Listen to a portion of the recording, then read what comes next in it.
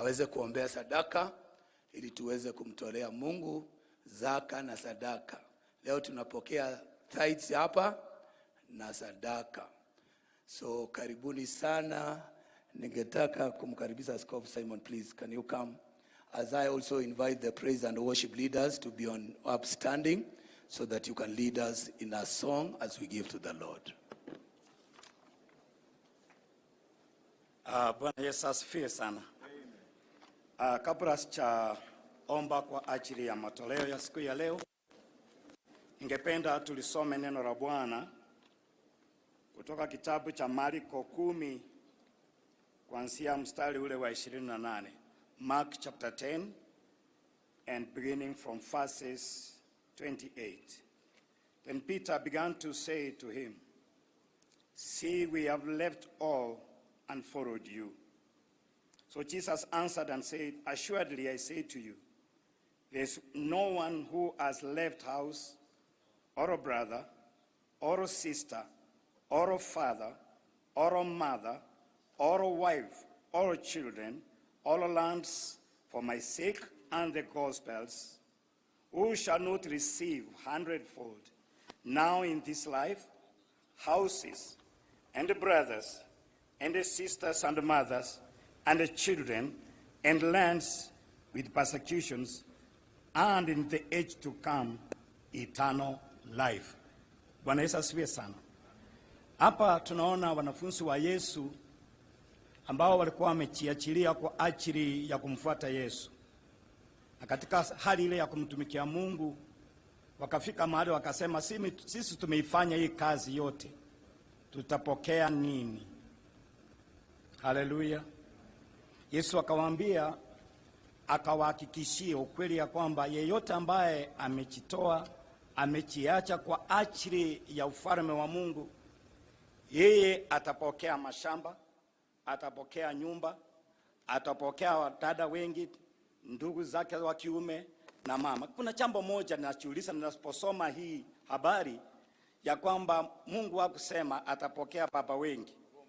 In the unit of the family, the father was not to receive more fathers, but everything else Mungu angepokea 100-fold. Kwa hivyo wapendwa, nataka kuambia ya kwamba katika kumtumikia Mungu kuna baraka ambazo zinatokana nazo.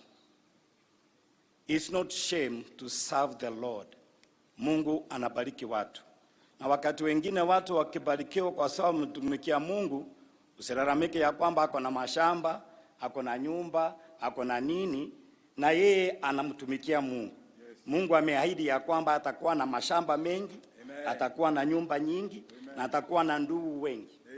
Nikimalizia nasema hivi, nataka niwaambie ya kwamba Mungu wa mbinguni anabariki watu wanaotoa. Kwa hivyo njia moja na wa-advise viongozi, because if you give, you shall receive.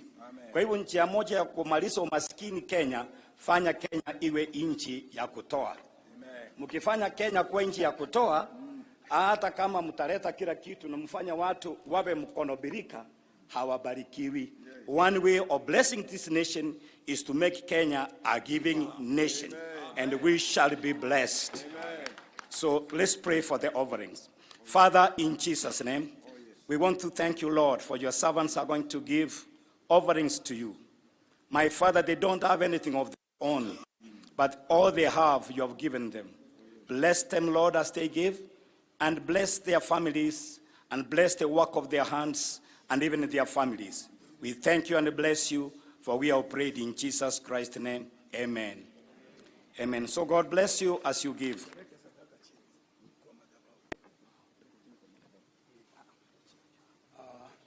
The praise and worship, please. You can lead us in worship as we give to the Lord.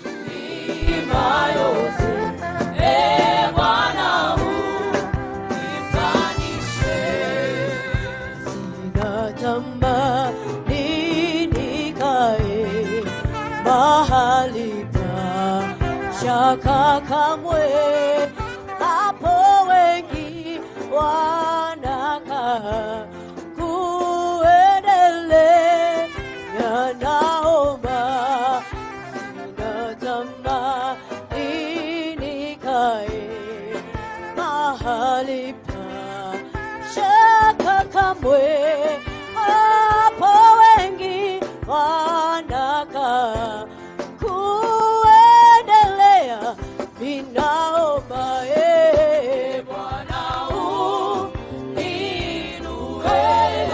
kwa imani, nisimame nipande milima yote. Bwana unipandishe, Bwana uniinue kwa imani, nisimame nipande milima yote. Bwana unipandishe. Amen. As we remain standing, let me also call Bishop to pray for the offering. We want to thank God for this far He has brought us. We are so thankful for your giving. May the Almighty God bless you and remember the work of your hands. God will bless you indeed, expand and increase you. Father, in Jesus' name we thank you. We lift up your name for the offerings that your servants have given. Bless them indeed and increase them, Jehovah Father. King of glory, I pray that you will increase their capacity and enablement as they serve you. For we have prayed in Jesus' name. And all saints of the Lord said amen. So we want to thank all so much for being with us up to this time. And I want to appreciate the good work the pastors are doing. And the pastors are working very hard so that they may have a pastoral center that they will be able to meet and pray even for the nation of Kenya. The pastors want to have a pastoral center where they can congregate and pray for this nation. And God will bless you and God will increase you. Thank you so very much. Amen. Asante sana Askofu Simon kwa kutuongoza na kutubariki na kupokea sadaka zetu kwa niaba ya Mungu. Watu wengi uliza sadaka sikienda kanisani sinafanya nini? Tunakula na mnabarikiwa.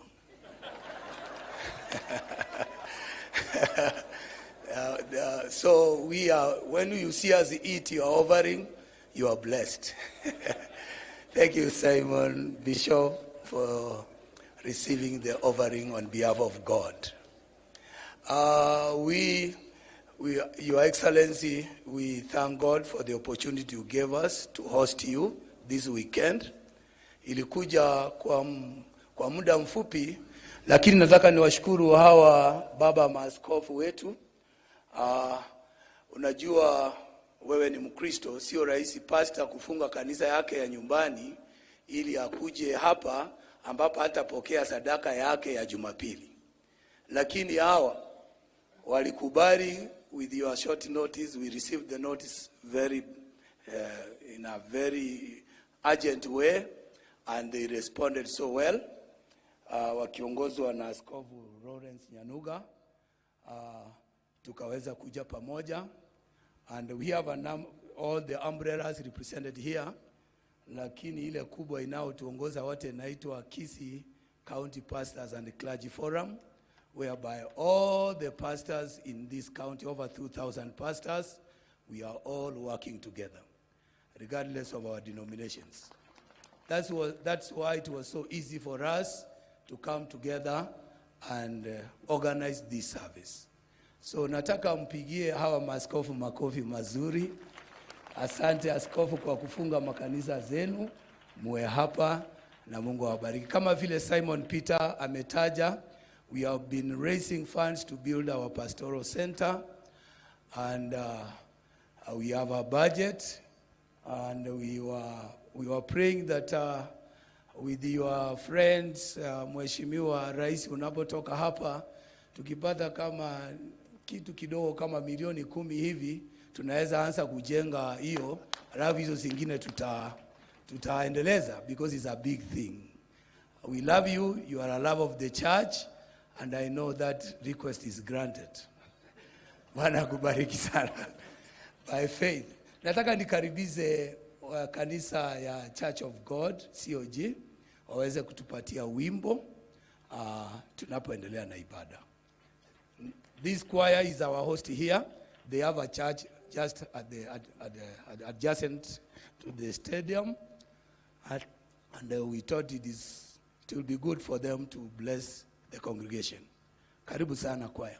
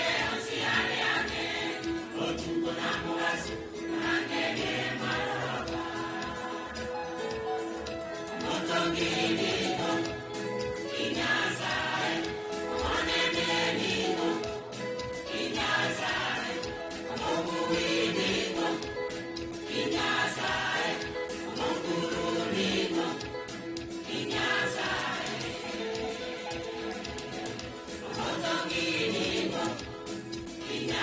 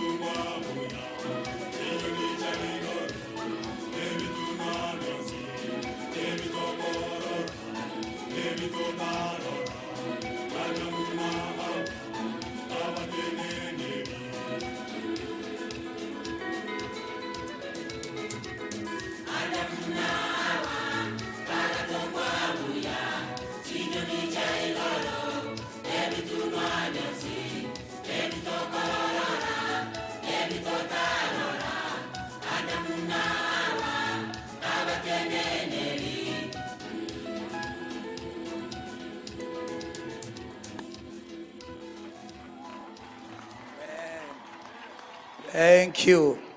That is another heavenly song in a heavenly language. Situwapige makofi mazuri. Wonderful. Allow me, Your Excellency, to bring on stage our chairman of this team so that he can make few remarks as we continue with the service. So naomba tumpigie Askofu Nyanuga makofi anapokuja. Ningeomba kwaya tafadhali mungojee kidogo tu hivyo mkiwa mmesimama when our chairman is making remarks.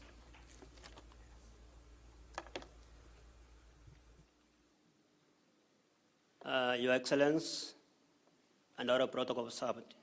Bwana asifiwe. Amen. Bwana Yesu asifiwe. Amen. Namshukuru Bwana kwa sababu ya siku ya leo na kwa ibada ya mwaka mzima ya kushukuru Mungu kwa sababu tangia tulipomaliza kura mwaka mzima umeisha na tumekuja kumwambia Mungu asante. Naomba tuweke mikono pamoja tumshangilie Bwana Yesu kutupatia mwaka mzima. Makofi kwa Bwana Yesu ambaye ametupatia mwaka mzima. Mbele yangu kuna wachungaji vile umesikia zaidi ya 2,000 ambao nawaongoza. Kikundi hichi kiko na umbrella nyingi. Kuna umbrella ya NCCK, kuna Evangelical Alliance of Kenya, kuna CCAK, pamoja kuna Congress, pamoja wote tuko moja kwa mnajili wa kuinua mwili wa Kristo Yesu. Kwa hivyo nitaomba tu board of advisors wasimame tu wapungie mkono kisha nikuletea coordinators please. Hao ndio wazee, hawako wote, wako wazee 20 wanaoongoza kikundi hiki. Asante sana. Pia ningeomba sub county coordinators wasimame please. Allow pia ni introduce yule anayekaa mkono wa mwisho anaitwa Bishop Dennis Nyambegera, anatoka upande wa Kitutu cha North. Pungia mkono na ukae tafadhali. Huyu anayefuata anaitwa Bishop Felix Nyariki kutoka Itago, pia ndio treasurer wa kikundi hiki. Asante. Huyu anayefuata anaitwa Bishop Albert Monsiria, anatoka Sameta sub county. Yule mwingine upande ule mwingine ndio protocol wetu anaitwa Reverend Alfred Kondo, Guja South. Huyu mwingine anaitwa Bishop Mugire Samuel, anatoka Masaba South. Kana mimi hapa huyo ndio secretary anaitwa Bishop Ezekiel Onjoke kutoka Nyamaji sub county. Huyu mwingine mahali tuko sasa hivi anaitwa Bishop Peter Ontita na ndio assistant secretary. Asante. Huyo mzee mwingine hapo ni Bishop Julius Onsongo, ndio link ya Bishop na committee. Asante. Pia anatoka Kitutu cha South. Na yule mzee mwingine anatoka Kenyenya sub county anaitwa Patoni Ozoro Reverend. Nafikiri wamesha wote 11. Asante sana. Kiongozi wetu wa taifa, nashukuru sana kwa sababu ya kuja, na vile nilisema wakati mwingine kwamba rais tunakupenda. Vile Mungu alivyokupenda pia sisi tunakupenda sana.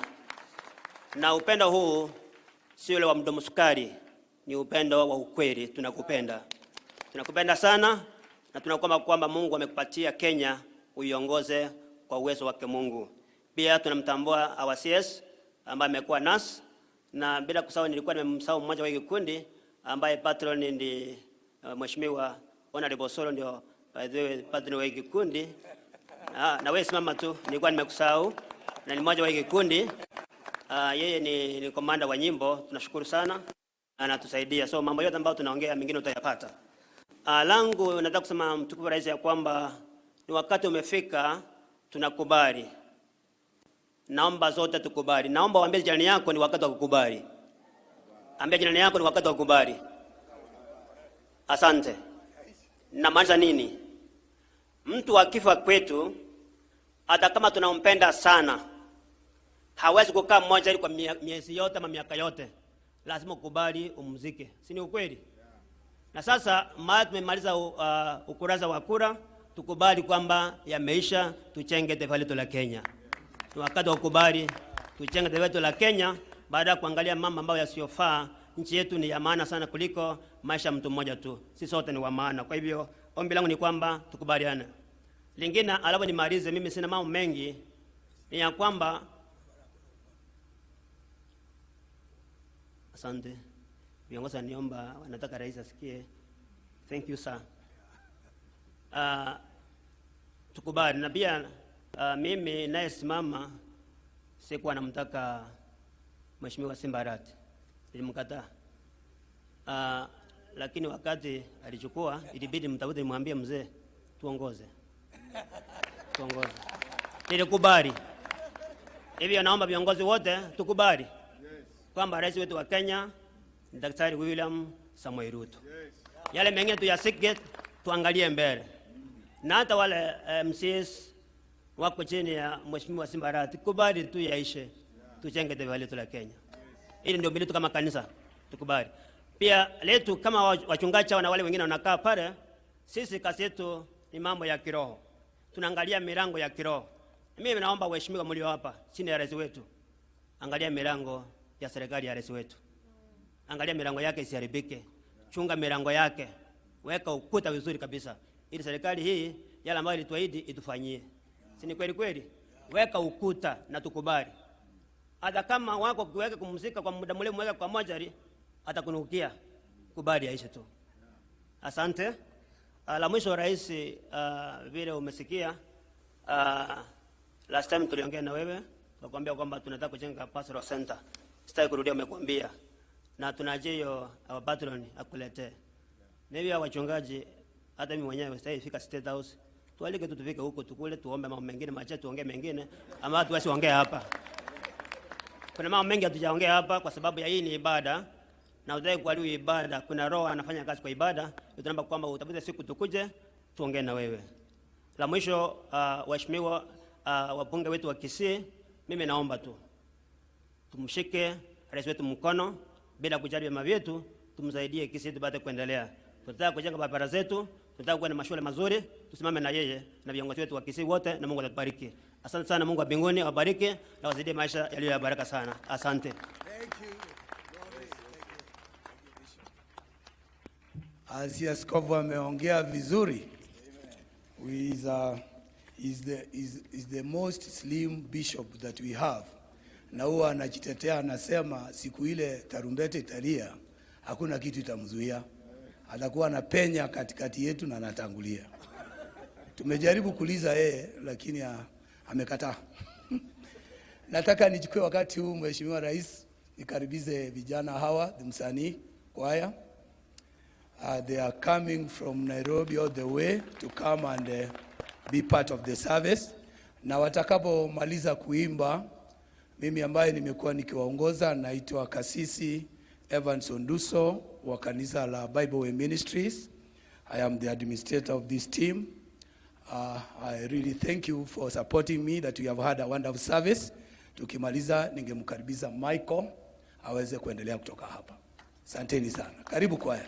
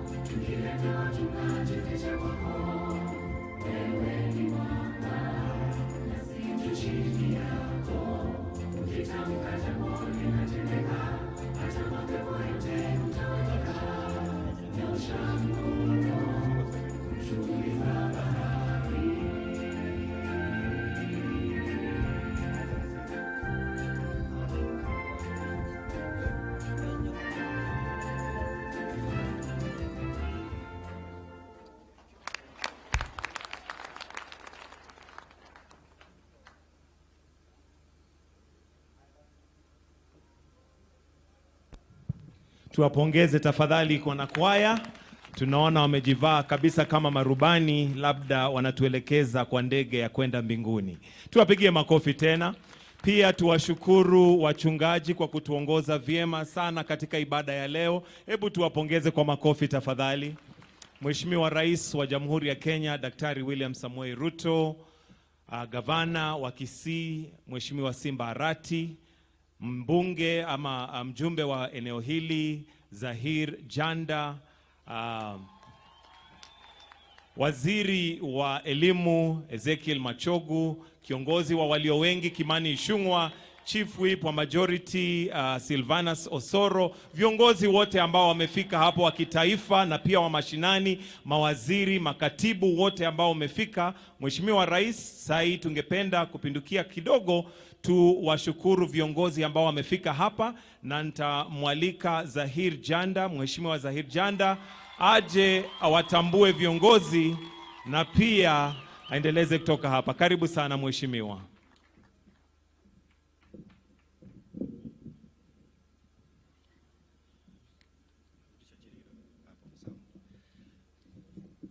Your Excellency, the President of the Republic of Kenya, Mheshimiwa Daktari William Samoei Ruto, waziri wetu Mheshimiwa Ezekiel Machogu, gavana wetu wa Kisii Mheshimiwa Simba Paul Arati, viongozi wenzangu, kwa majina ninaitwa Mheshimiwa Dr. Zahir Janda, mjumbe wa eneo hili. Mheshimiwa Rais, karibu sana. Hapa Nyaribari chache sio mara ya kwanza wewe kufika. Mheshimiwa Rais, umekuwa hapa wakati wa campaigns, ulikuja uwanja huu mara kadhaa. Lakini leo tuko na furaha sana kama watu wa Kisii na watu wa Nyaribari chache kwa kukukaribisha, kwa sababu wewe ulikuja hapa mara kadhaa na ukatupatia ahadi kabla hujaingia katika kiti. Na Mheshimiwa Rais, kila wakati unatukumbusha kwamba ahadi ni deni. Na leo vile umekuja hapa, tuko na imani kwamba mambo yetu ambayo tutakueleza utaweza kutusaidia. Mheshimiwa Rais, hapa ni Nyanturago Stadium. Sisi tungependa kuomba, kwa sababu Mheshimiwa Rais, naomba niseme mambo yangu kabla niite wageni. Mheshimiwa Rais, hii kiwanja Nyanturago Stadium unaielewa. Sisi kama wakaaji wa Nyaribari chache tunakuomba tupatafutie pesa ili hii stadium iwe elevated, iwe one of the best stadiums kando na Kisii Stadium, Gusii Stadium. Na hiyo Mheshimiwa Rais, Gusii Stadium tulikuwa pia tunaomba ibadilishwe jina ambayo ilikuwa proposal imewekwa, iitwe Simeon Nyachae International Stadium.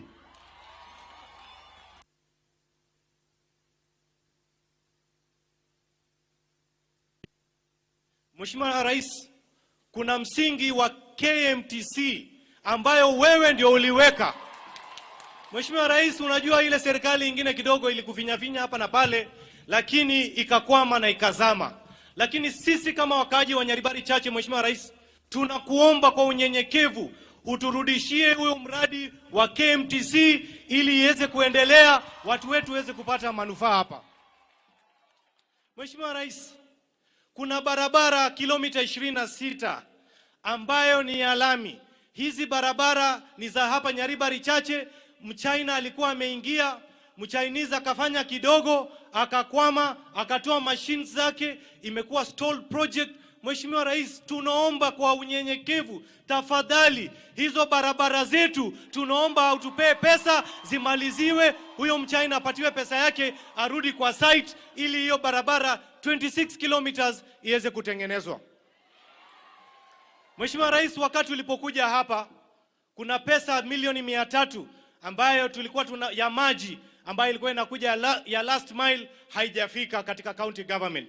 Mimi Mheshimiwa Rais nilienda kwa ofisi ya PS, nikamsukuma na akatupatia juzi pesa ya pipes milioni 20 na smart meters, lakini Mheshimiwa Rais hiyo ni kidogo sana, haitutoshi. Watu wetu wako na shida ya maji. Tunaomba Rais, tafadhali uongee na waziri tuweze kuwekewa maji, kwa sababu mimi nikiwa nina campaign niliwapatia ahadi kwamba serikali yetu tukiunda ya UDA tutahakikisha kila mtu Nyaribari chache na kaunti ya Kisii apate maji, na hiyo ni mambo ambaye tuko na shida sana. Mheshimiwa Rais, Mheshimiwa Rais, juzi nilienda kumuona PS wa agriculture, nikaongea na yeye na kidogo alitusaidia pamoja na MD wa cereals board, wakatupatia mbolea, tukapata mbolea lori kidogo ilikuja hapa. Lakini Mheshimiwa Rais, sisi hapa ni watu wa wakulima, unajua sisi hatukubeba sufuria kwa kichwa. Kwa hivyo mimi Mheshimiwa Rais nakuomba utuongezee mbolea. Mbolea ililetwa hapo Keumbu lakini haitoshi. Mheshimiwa Rais, tusaidie tupate mbolea ili watu wetu warudi mashambani, wasiende kuvaa sufuria kwa kichwa. Mheshimiwa Rais, kuna jambo ambayo inatutatiza.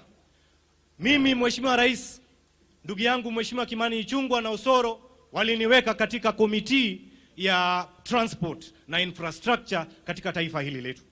Lakini Mheshimiwa Rais, barabara zetu Nyaribari chache zimeumia. Kuna hii barabara Mheshimiwa Rais inaanzia Birongo, inakuja mpaka Chirichiro, inakuja mpaka hapa Nyanturago, inapiga watu vumbi. Tunaomba kwa unyenyekevu Mheshimiwa Rais utusaidie hiyo barabara iweze kuwekwa lami. Mheshimiwa Rais, kuna hii barabara hapa mahali umekaa nyuma hapa, kutoka Nyanturago inaenda mpaka pale Kabosi, inaenda mpaka Material, imekwama. Tunaomba kwa unyenyekevu utusaidie hiyo barabara. Ya mwisho Mheshimiwa Rais,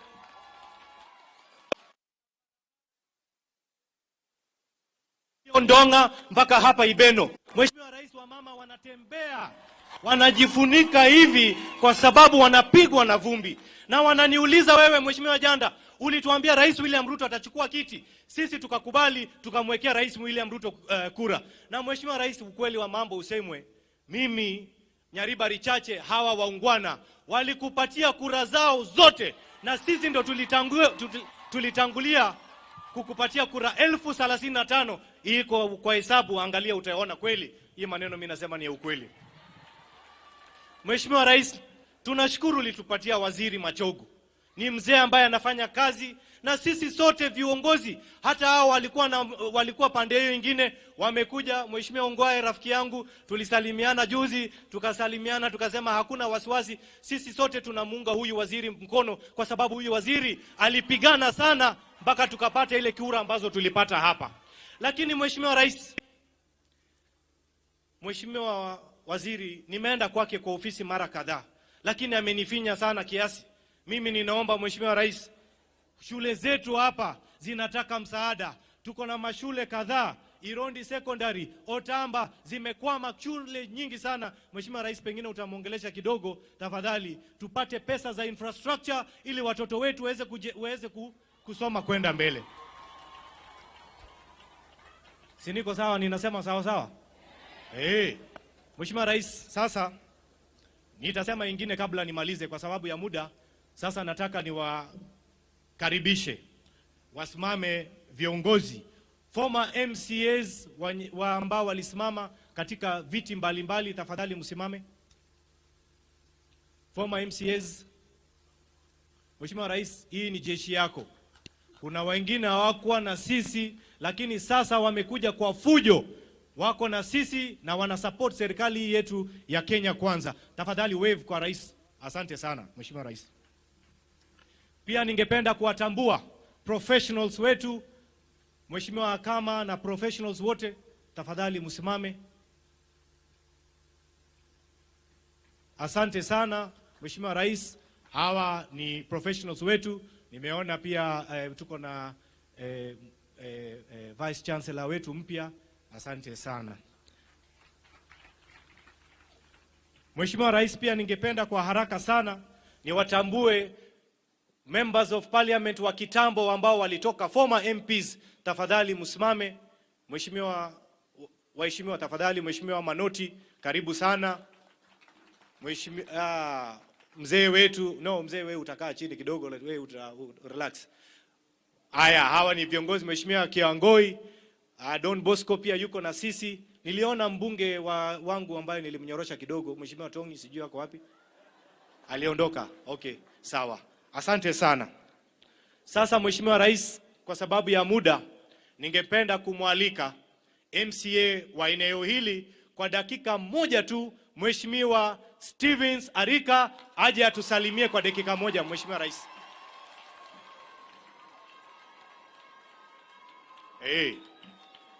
Alikuwa wa Jubilee lakini sasa amekuja kwetu.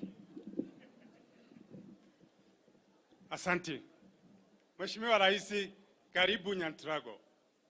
Wakati nilikuwa nauliza campaign, nilisema nitakuwa wa kwanza, mwaka wa kwanza kuleta rais hapa Nyanturago. Waziri wetu Machou, Waziri Chanda, hiyo ndoto imekamilika. Kitu ichakamilika, watu wa Ibeno wanataka kuja State House. Na hiyo utatupea muda. Tunashukuru rais wetu. Wewe umebakisha miaka 9 na sisi tumebakisha miaka 4. Kwa hivyo tusukume kimaendeleo na sisi tubakishe miaka 9 vile wewe umebakisha 9. Kwa ukweli wewe ni mjukuu wetu. Oyo no mochokoro ito. Ukiangalia Kenya, finya chicho mahali wachukuu na sisi tupate furaha. Rais, tuko nyuma yako. Viongozi wote tuko nyuma yako. Uko kwa kiti, ni katiba ya Kenya imekuweka huko. Kwa hivyo tuendeze na roho moja, tunaimba, tunaruka, ukitangulia mbele. Sisi watoto tukitangulia mbele na msasi yako nyuma, mtoto lazima anaruka, akianguka chini anajua baba anamchunga kutoka nyuma. Kwa hivyo tuko nyuma yako. Zijui waheshimiwa wenzangu, ma MCA, msimame muonekane kwa vile ya muda, mkiongozwa na leader of majority na deputy speaker.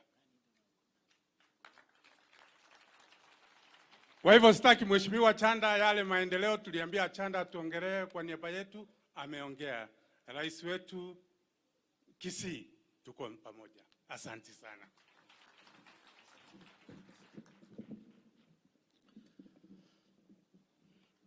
Mheshimiwa Rais, nimeombwa kwa heshima kubwa sana kwa 30 seconds nimwite ndugu yetu Josh Mangi kwa 30 seconds aseme jambo moja.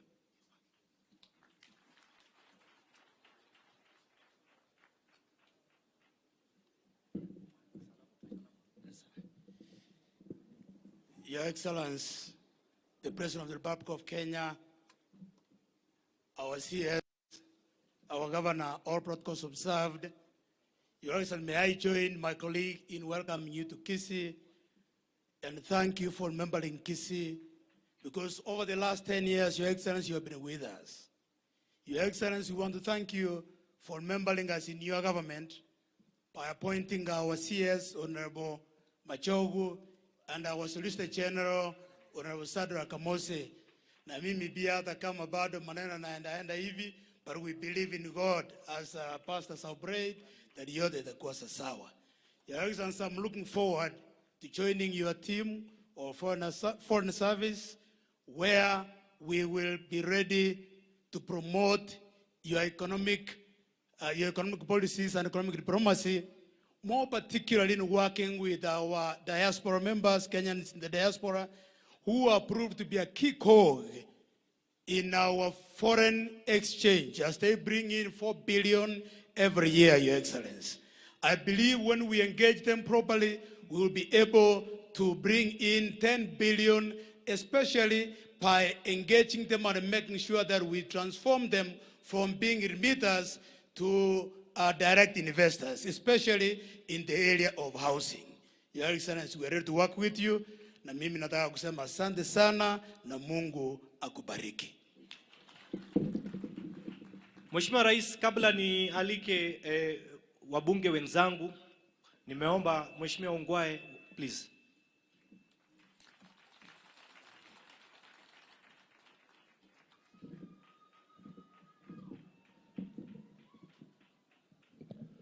Your Excellency, the President, all leaders present, Your Excellency, we sincerely thank you for coming to Kisii. This is not the first time you have come since you took over. And I want to tell you that as leaders from this county, we are not seeing Your Excellency. The second thing we want to thank you, Your Excellency, is for your prayership. We have a president who prays for this nation continuously.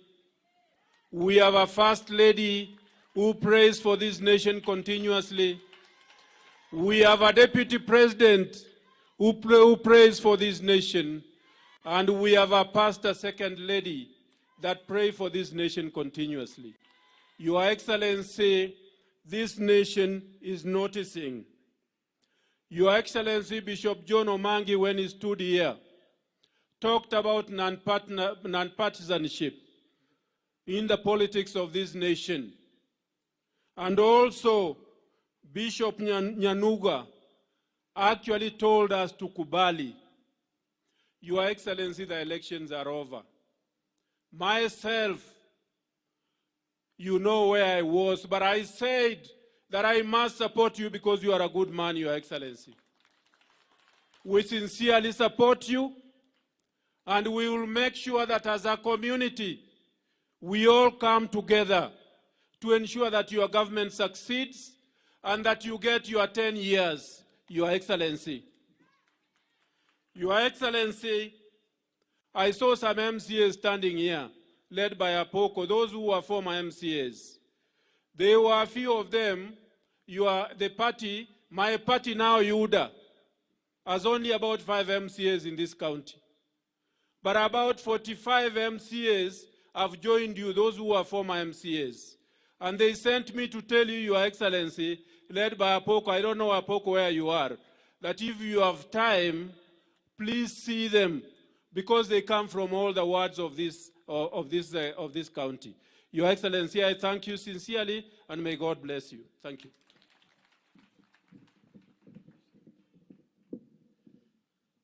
Mheshimiwa Rais, ningependa sasa kuwakaribisha na kuwatambua wabunge wenzangu kwa sababu ya muda. Mheshimiwa wetu kutoka Kinangop, Mheshimiwa Kiarao, please 1 minute. Karibu sana Mheshimiwa Kiarao.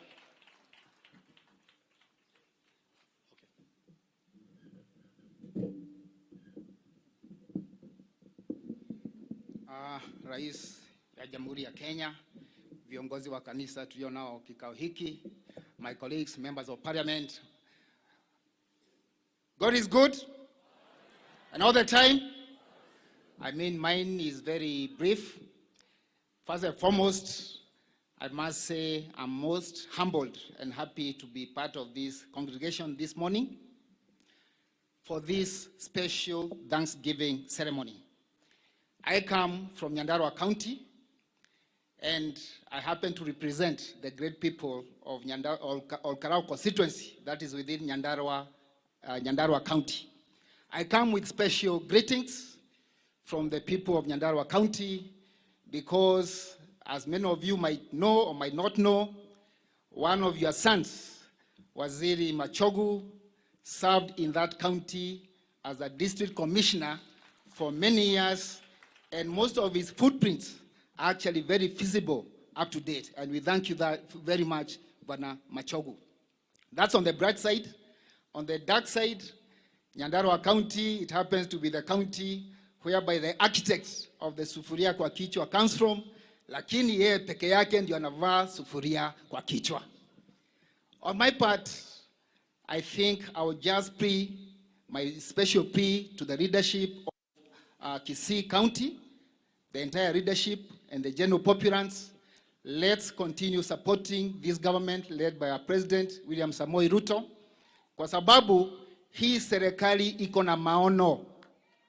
Iko na maono. It is just a matter of time before we start reaping the fruits from some of the very bold and decisive and well-focused decisions which have been taken. That one, you can take it to the...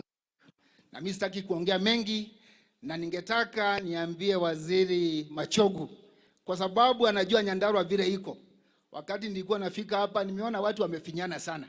Aweke basi moja, alete delegation moja, niwazungushe Nyandarua. Na mimi najua mkitoka Nyandarua, you actually have observed what is possible and what is not possible within Nyandarua County. Na najua mtatoka na kitu watu wa Kisii. Kwa hiyo mengi machache, mimi nasema asanteni sana, na Mungu awabariki, aendelee kuwabariki. Thank you very much. Thank you. Mheshimiwa Rais, Mheshimiwa Kiarao alikuwa ameomba nafasi kidogo, kwa hivyo mtanisame. Sasa ningependa kumwalika ndugu yangu Mheshimiwa Bonchari, Mheshimiwa Onchoke, please.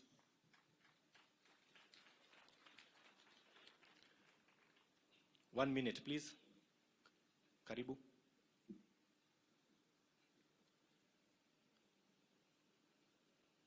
Ni mzee lakini atafika tu.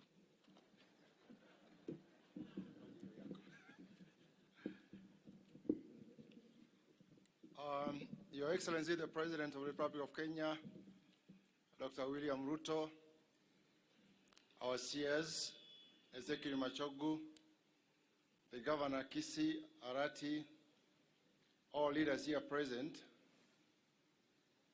our Kristo wenzangu, amjambo. Amjambo. Your Excellency, I bring greetings from Bonchari and well wishes to you and your family. They say, wish you good health and that you succeed in your leadership. And they reminded me that I share with you some words from Genesis chapter 18, that Abraham negotiated with angels so that the Lord would save his people, spare his people.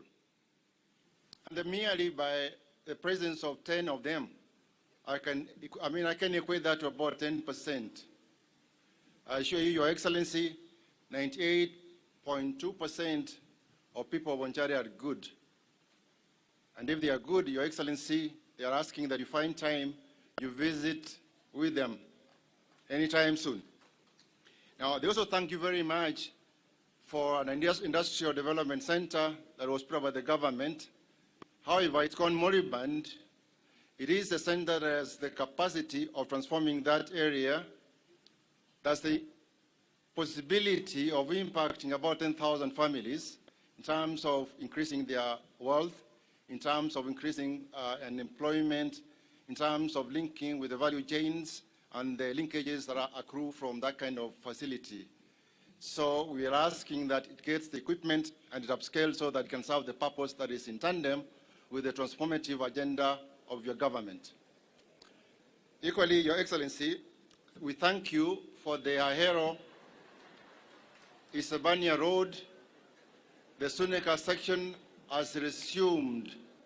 We're asking that as this work goes on and it gets concluded, that we get there so that we have the parkings done well and we have all the safety measures put in place so that it can be safe for the users. We thank you and we look forward for the opportunity for you to come to Bonchari, and may God bless you. Asante sana Mheshimiwa wetu. Sasa ningependa kumkaribisha mbunge wa Borabu, Mheshimiwa Patrick Osero. Karibu. Asante sana Zahir. Your Excellency, na bantu banyari bari mogogete bori. Ya mogogete ngaye bijuri bire gaki. na bekora ba iko gaki maite no ninje ninyi gwete ndamwamu gaki mwamure nda mbaka ga iga mwandike ge chauri se to gaki tutabwati onde mbia mono sana. Your Excellency, thank you so much for paying this visit here. Na nilikuwa naambia hawa mimi nasikia kinyongo kidogo because umekuja hapa mara mbili. Borabu hakuna. Juzi tulikuwa hii mkutano tulikuwa tumepanga tukasikia unakuja Nyamira. Tukapanga kina Steve Mogaka, Nyamoko tulipanga. Kidogo tukasikia imesongezwa sasa imekuja Nyanturago. Lakini what we are saying, the beautiful thing is, sasa ile kupigana tulikuwa tunapigana ni Nyamira, ni Kisii, tulikuwa na majority whip, tukakubaliana ya kwamba omo usiombwe sitari kutoka Borabu, omo Nyaribari teyo Borabu, omo Nchari teyo Borabu, Professor Ngeri tamende Borabu, hata huyu Ongwae anakaa Borabu, hata huyu Machogu anakaa Borabu. Kwa hivyo ukivisit Borabu umemalizana na Kisii na tulipitisha hivyo. Sasa wewe kuja Borabu, Machogu ni jirani yangu na wanyamambi na hata ungachiombe cha unjari chibando chana bobe sana. Karibuni Borabu. Otherwise, thank you so much, Your Excellency.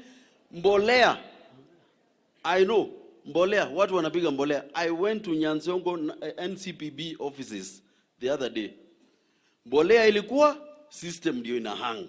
Kwa hivyo don't sacrifice people. Mbolea ilikuwa lakini the system itself ndio inahang. I witnessed that myself. Asanteni sana Your Excellency and welcome to Borabu. Asante sana Mheshimiwa Osero, lakini ujue kwamba hapa Nyaribari chache atuvai sufuria. Sasa ningependa kumwalika ndugu yangu Mheshimiwa Manduku kutoka Nyaribari Masaba.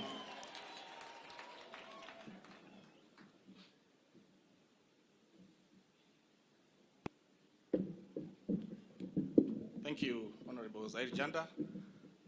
Your Excellency, the President of the Republic of Kenya, Dr. William Ruto, our CS, Ezekiel Machogu, Governor Simbarati, all elected leaders, our Antoine Libari Moraboli. Paramagoko Igab Antoine Libari. Mbiamole. Your Excellency, it's been a few weeks, if not days, since we asked you to come to Nyanturago Stadium. You are with us in South Mogirango, and a few months ago, you were just a stone throw away at the homecoming of Mr. Ezekiel Machogu. You've been very gracious to honor our invitation, and you came with a short notice. Shakespeare would say that you've been thrice fairer than ourselves. We thank you for that. Your Excellency, Nyaribari is one, and all the issues Zair Janda raised are replicated in Nyaribari Masaba.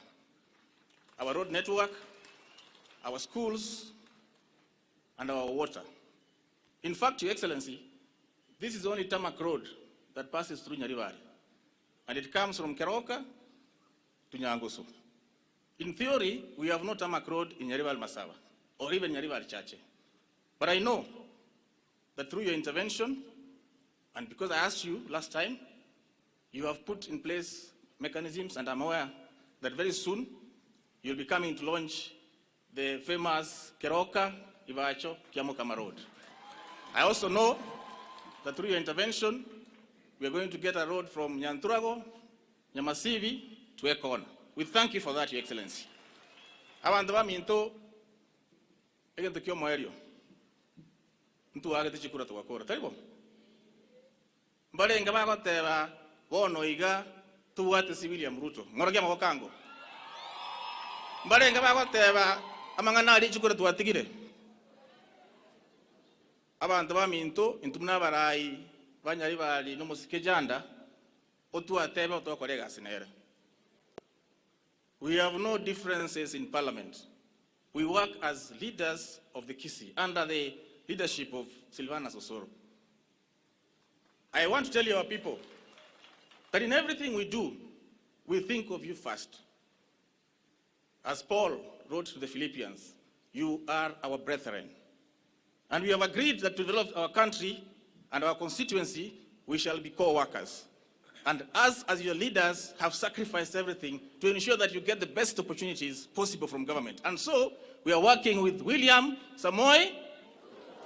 William Samoei.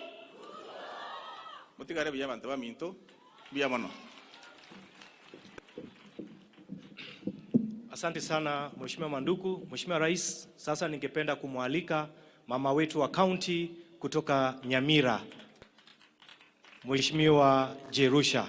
Karibu sana.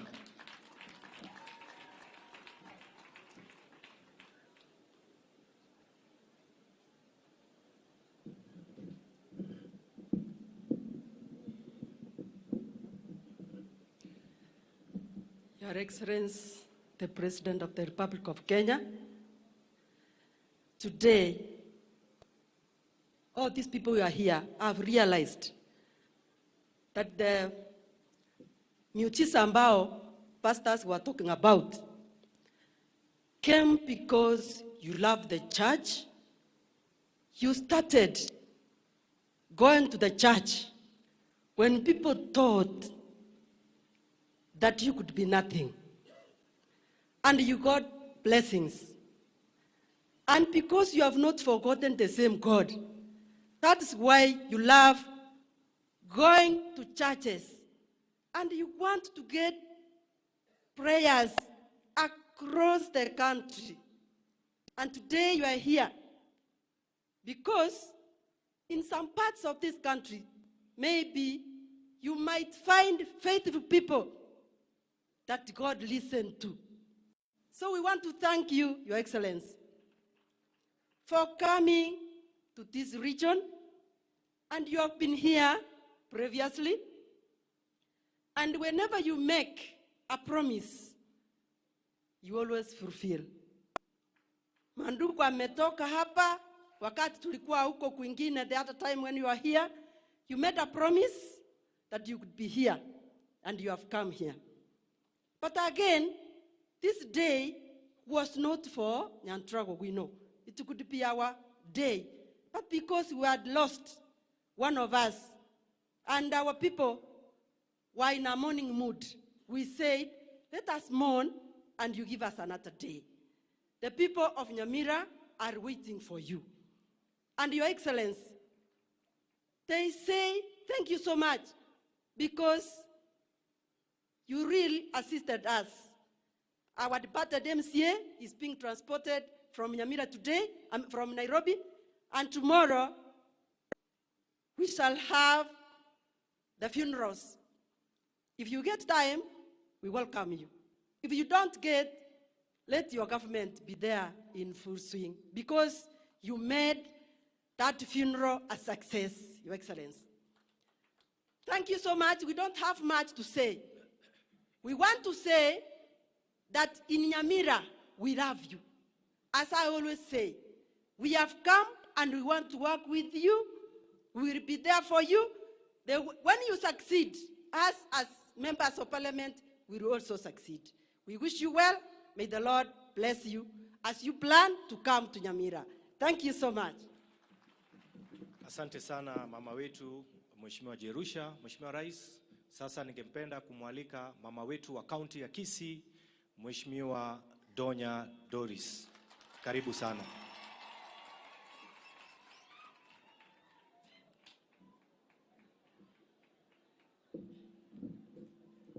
Asante sana, Your Excellency, and all the leaders. Chiswita timbia mole. Abagaka baitombia mole. Your Excellency, we came to State House. You are in support of the girl child. You told all the 47 women reps to fight teen pregnancy, to fight GBV, to fight FGM. In a good example, our girls from Munduru, please come and show the Excellency what Mama County is doing to show you that we are supporting the fight of teen pregnancy, FGM. Wale watoto wetu wa Nduru tafadhali, in 1 minute. Where you come, please come. Hii ni kazi yangu ya mama. I have these girls I'm training. I pick girls all over the county, the 9 sub-counties in our Funza on FGM, teen pregnancy. Your Excellency, I'm doing what you told us to do. I don't want to have much. They can just say one word. My daughters, please, come very fast. Please, please, I'm sorry, I didn't have this in plan, but I want to show other leaders that we are not supporting FGM, we are not supporting teen pregnancy, we want to fight this vice. And I want to thank your PS, Honorable Harry Kimtai. When I told him about my programs, he's in support. Watoto wangu, ongea na rais, please, very fast. Nani ataongea?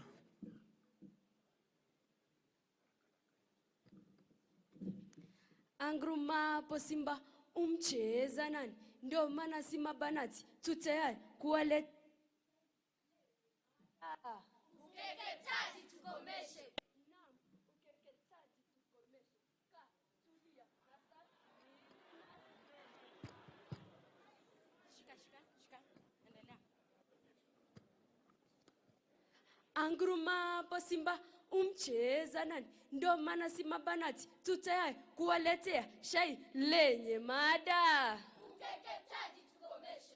Naam, ukeketaji tukomeshe. Ka tulia na safiri nasi.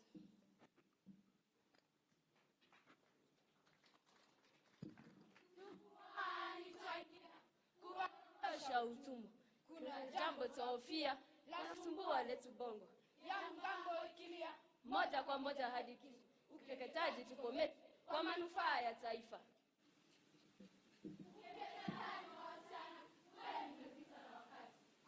Iza julikana toka Mandera hadi Gombe. Ukeketaji tukomeshe kwa manufaa ya taifa.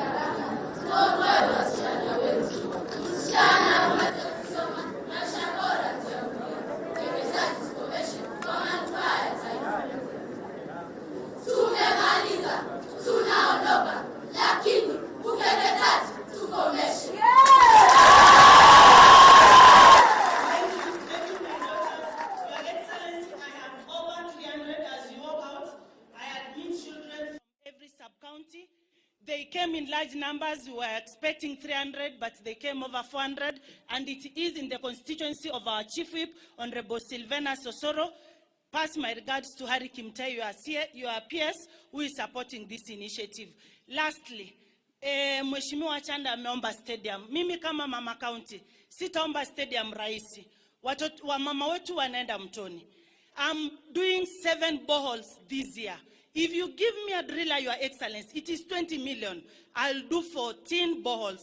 I just ask. Ndio hao mama wetu wakose kwenda mtoni. Sina mengi, all the best. Asante sana Mheshimiwa Donya. Sasa Mheshimiwa Rais, kwa haraka ningependa kumwalika Mheshimiwa kutoka Bomachoge Chache, Mheshimiwa Alpha Miruka, please karibu.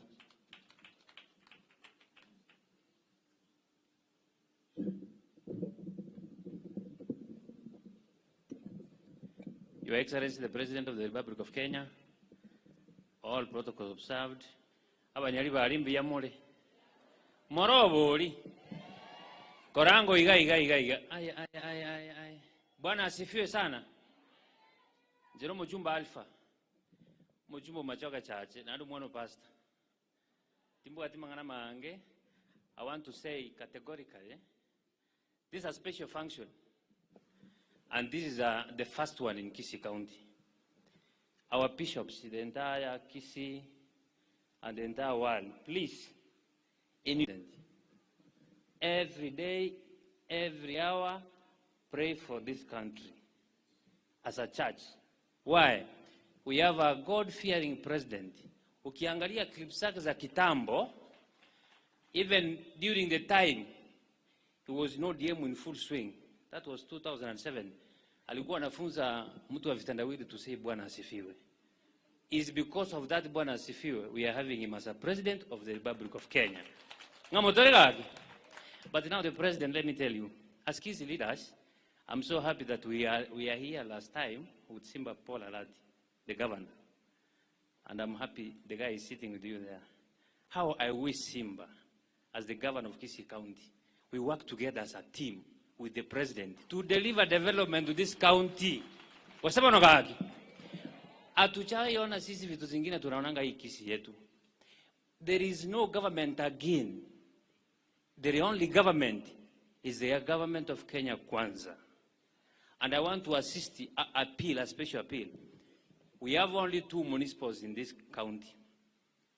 The Kisii and the new Ogembo. You understand very well. Ogembo, Your Excellency, thank you very much. Ulituma team ya housing. Wamekaa my constituents for the last 1 week. I'm just appealing that Ogembo being a municipal, ipe a municipal market like Area Darajambili, Kisii.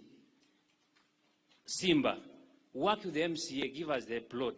We need a housing project. Nikuna around 3 acres within Ogembo. Give us the housing project. Simba will give us documentation. Ukuje launch, mambo yendele. Ama sivyo. Let me give you the story. The only government that has worked, and let me tell you, the only president who will break the record is William Samoei Ruto. Tulipokuwa hapa last time, Sahiri urafiki yangu, tulisimama pale kwa magari tukitafuta kura ya UDA. Leo tuko hapa kama serikali. Naomba 3 areas, don't forget Nyanturago as a stadium. Don't forget Tendere in Mumachoka Church. And don't forget Tago in South Mogrango. Those 3 areas ulikanyaga last time kutafuta kura. Here you are the president. Make a remark in this stadium. Go to Tendere, go to Etago. We'll forever remember you and we appreciate. The last thing, Nyaribari Church, it has a very big land, around 600 acres, idle here. If you go to South Mogrango, there is another big land in Nyamaiya. If you go to Bomachoge Borabu, there is another big land stretching to Masai, where I'm sure we'll talk about asubuhi. Please give us an airport. Tumechoka kwenda mpaka, in fact, it's unfortunate, we have an airstrip working in Homa Bay, we have an airstrip in Migori, but the entire Kisii, the 2 counties, we don't have even an airstrip working or an airport. Please give us an airport. The last one, Kisii County under Simbarat is very big. Ukiona katika mchakato wa kusherekea 10 years of devolution, kuna wengine kati ya waheshimiwa, we need more counties. Hii Kisii kuna 9 constituencies mheshimiwa. Let me tell you, Gucha, Osoro is the only member of parliament producing the only valuable product called soapstone, the entire world. Give us Gucha County, give him a very good factory. Itengeneze the only special gift we can export the entire world, soapstone. That's going to help the entire Kisii region. Bomachoka Chache karibu sana. I'm sure our next break will be Bomachoka Chache. Tuko na barabara mingi, hospitali, your own volume project, and others. Kwa hayo machache na mengi, Nyasaye atakomo sisi nikahakia. Asante sana mheshimiwa. Sasa Mheshimiwa Rais, nataka kumkaribisha ndugu yangu Mheshimiwa Japhet Nyakundi ambaye ni treasurer wetu wa UDA, mbunge kutoka Kitutu Chache North. Karibu sana mheshimiwa.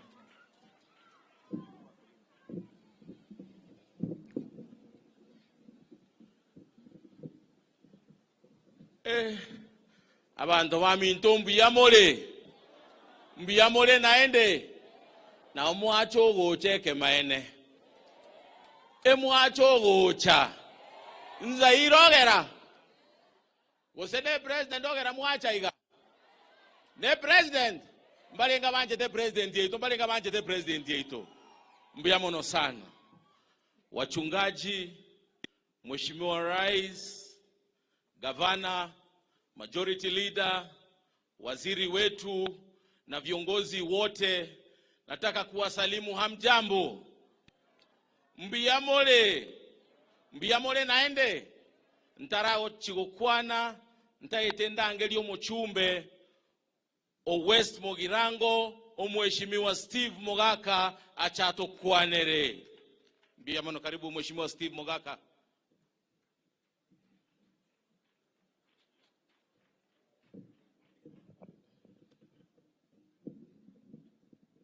Our Christo Babinto, God is good, and all the time. To Homo President Yobwanchani Boli Wakale. Bwanchani Waka, oh yes, Obweka.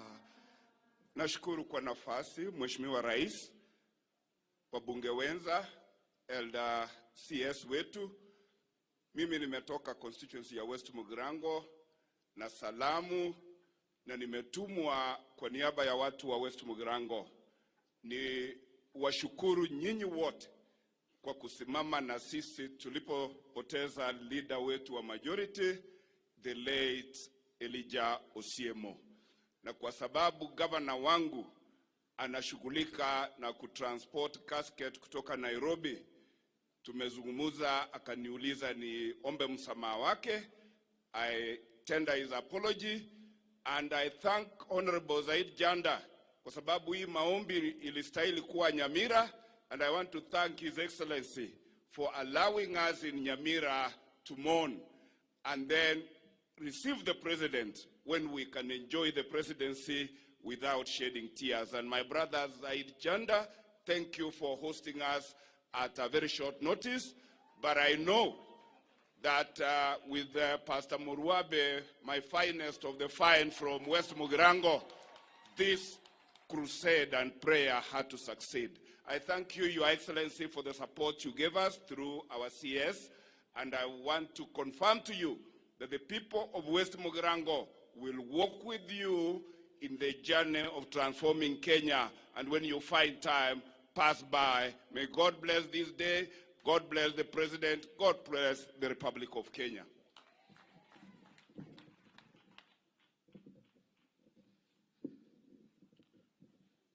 Asante sana Mheshimiwa Steve Mogaka. Mimi kwa majina naitwa Jafeth Nyakundi, mbunge wa Kitutu Chache North. Mimi nataka kushukuru maaskofu leo kwa sababu ya neno ambayo wametupa, ile ya kujenga rebuilding the nation or building the wall of Jerusalem. Hili neno ni neno la maana sana, haswa katika serikali yetu ya Kenya kwanza, kwa sababu ya ile hali ambayo Mheshimiwa Rais alipata uchumi wa Jamhuri ya Kenya. And we believe that ya kwamba Mheshimiwa Rais, you have a very big challenge of building the nation. Another thing, His Excellency, as Bishop Muruabe has said, we have to get focused. Lazima usishughulike na haya maneno yanaendelea hapa na pale. Just keep focus, usiangalie chini, shughulikia hawa wananchi wa Jamhuri ya Kenya, na haswa hao watu wa Nyaribari Chache wako hapa siku ya leo. Ya pili, Mheshimiwa Rais, abantu baminto ntagete ko basaba abaraye ababonsi to ikaranstali tukolia rero ntagete to bwateranamo tokolega siamo na litoranyale gokolera abantu baitegasi intubu nabarayi twabere buna twabeire, lakini ntagete ko basaba naende narorega bano itogaiga gaba nantagete ko gosaba ni nchuto kolega siamo nabarayi ababonsi ni maite twabere buna twabeire naende ntagete ko tebigabana omonto oyo ikaransta okoro ku William Ruto ni maite kuachire State House wa ikaransire nere oyo no muntu omuya nkogo saba ni nchuto kolega asinere osembo bena kwanire tagocha to kolega asiamo tagocha to kolega asiamo nayo osoro ni nchuto kolega asiamo na gavana kwa minyo kirio mo gavana oyo bobepi kwa mogo iri omwana ominto kwa mogo iri bobepi koranje ninju tobwaterane tokole gasi amo mbobe nakwanire bacha bakole gasi amo mbalenga bagote bacha bakole gasi amo. Mbia mono sana Mheshimiwa Rais, nilikuwa ninasema Mheshimiwa Simba Arati na Mheshimiwa Osoro waingie kwa kanisa waokoke, Mwenyezi Mungu anakaribia kukuja. Mheshimiwa Rais, mimi nataka kukushukuru sana kwa sababu umekuja hii Kisii mara nyingi kwa sababu ya maendeleo. Na Mheshimiwa Rais, unajua sisi kama wa Kisii, sisi ni wakulima. Haswa tunapanda ndizi sana. Mheshimiwa Rais, nilisikia juzi unataka kuextend SGR kutoka Naivasha ielekee Malaba. Mheshimiwa Rais, mimi nataka kukuomba ile SGR ikipita reli, mimi naomba ipite hapa Nyaribari chache. Kwa sababu ndizi zetu tukiweka kwa gari kabla ifike Maimayo kwa sababu ya jam unapata imeiva. Sasa tukiwa na hiyo reli itapeleka ndizi haraka na hawa wananchi will have free movement up and down the country. Mheshimiwa Rais, na mimi nataka kukuambia, najua uko na wasiwasi kidogo, naona vile umeniangalia. Nataka kukuambia sisi kama wa Kisii hatujui kung'oa reli. Kweli si ndio? Ndoma yeteko konguse reli. Ntonguse reli. Na Mheshimiwa Rais, nataka kukuhakikishia ya kwamba hata majirani wetu tutaongea na wao, hii reli ikipita hapa ikienda kwao hawatafanya hiyo maneno tu ya kung'oa reli. Tutaongea na wao, tushirikiane pamoja ili tuweze kufanya kazi pamoja. Mheshimiwa Rais, pia nataka kukushukuru sana kwa sababu umeweza kupunguza bei ya mbolea kutoka shilingi 7,500 mpaka shilingi 2,500. Na sisi kama wa Kisii unajua tunalima mara mbili, na nataka kukuhakikishia the last time tulikuwa South Mugirango ile mbolea imekuja.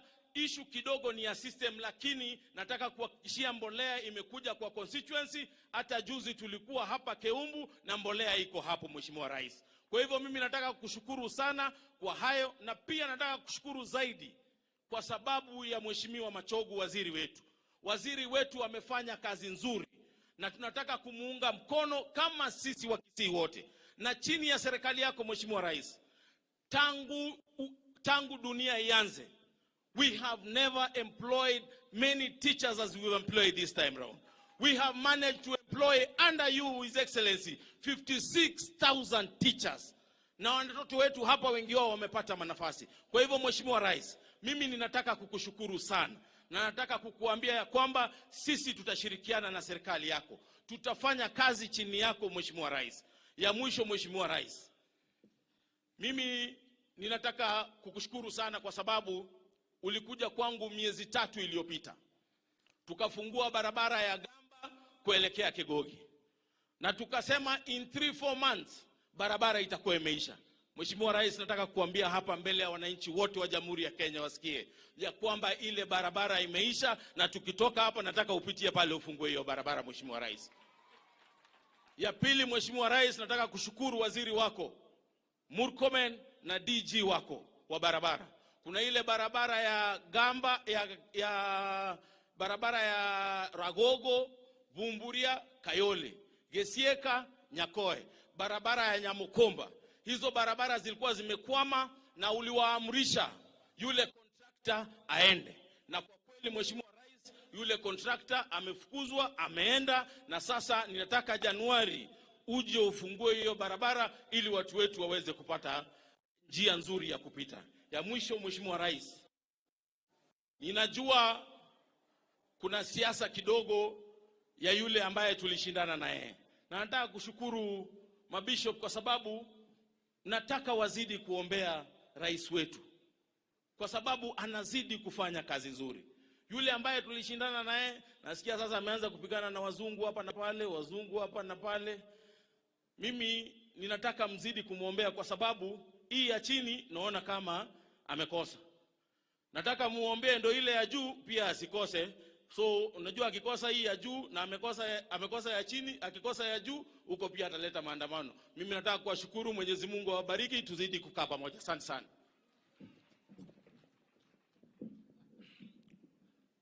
Mheshimiwa Rais, sasa nataka kumkaribisha seneta wetu Mheshimiwa Onyonka Richard Momoima. Karibu sana tukimalizia.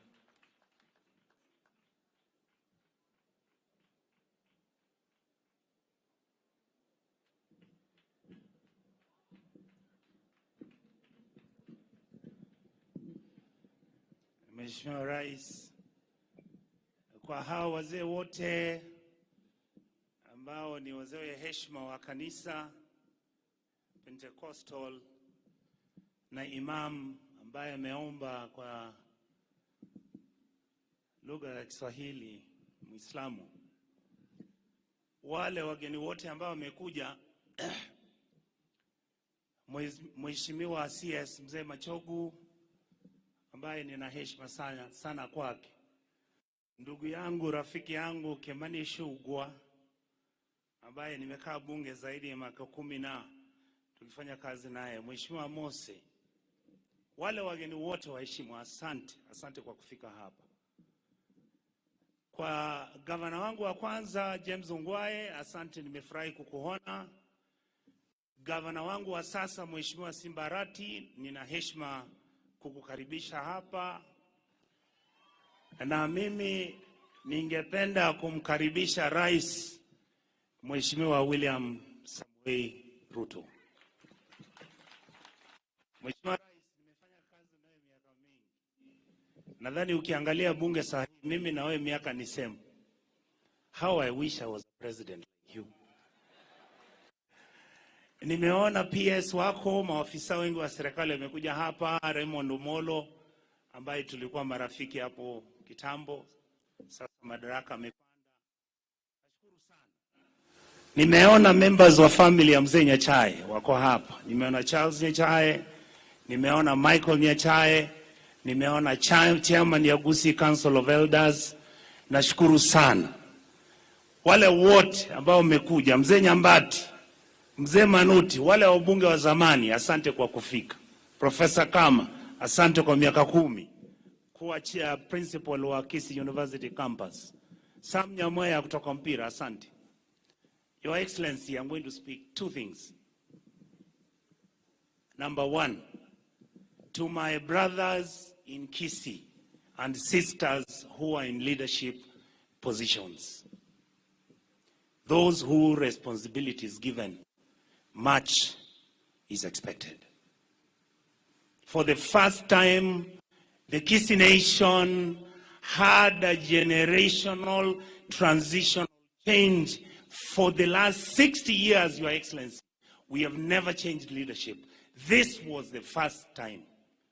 Tafadhalini hawa vijana na kinadada wachanga ambao mmepata uongozi, jiheshimu, kuwa marafiki, muongoze community yetu ili tupate maendeleo na tuheshimiane, ndio tusukume county yetu mbele. Your Excellency, I'm not happy. There is too much violence in Kisii. There is too much noise in Kisii. You know, when people are making noise, they don't work. I want to plead you to intervene on our behalf. Talk to this team, because most of them are in your UDA. Some of them are with us in ODM. I have listened to what Japhet Ogamba has said. I have listened to what some of the leaders are saying. Mheshimiwa Simbarati, talk to your leaders. Guide your people. You are the leader now, whether we like it or not. So pick your ball, run with it, call the players you want, play. If you score, fine. If you lose the game, out of the game. Next time will be somebody else. My brother, we may disagree on principle, but I don't disagree with you personally. I respect you. You notice I never talk about you. I pray that God touches your heart so that these people who have been praying for us, I hope you listened to the prayers they made. Can we learn to forgive each other and learn to work with each other? Because we are children of the same mother. Mwanyagetinge. Bagusimba nyago iteramanyinga. Yekolete gesiomba. Simba togambere twanchire buna twanchire William atogambere mono nkige go chanda lende ya umwishio yo kata ninje nako edo bogambe.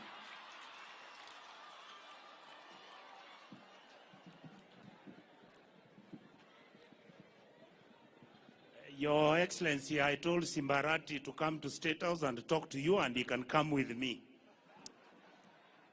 Second issue.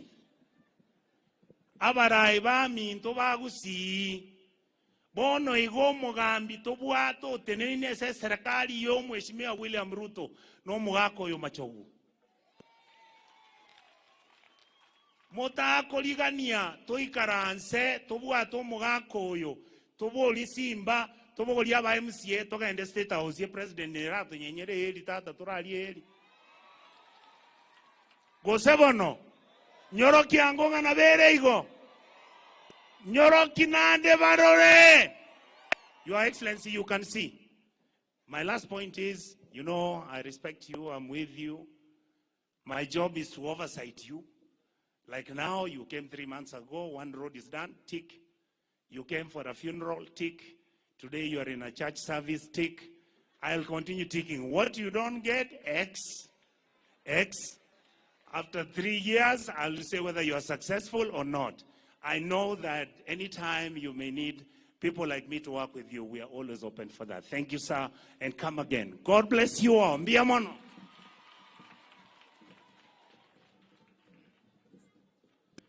Your Excellency, I forgot to say, Japheth, where is Japheth? Zair, simama hapa. Hata huyu Simba ni student yangu. Naona Simba lakini na ino manene ikaransa hiyo. That is a man I trained to become a politician. This is a man I've trained to become a politician. And this is a young man I used to borrow money to win. After I won, I used to lend him mine. So you see, we are a good team. Thank you so much. And you guys, like you said, please stop fighting each other. You are children of the same mother.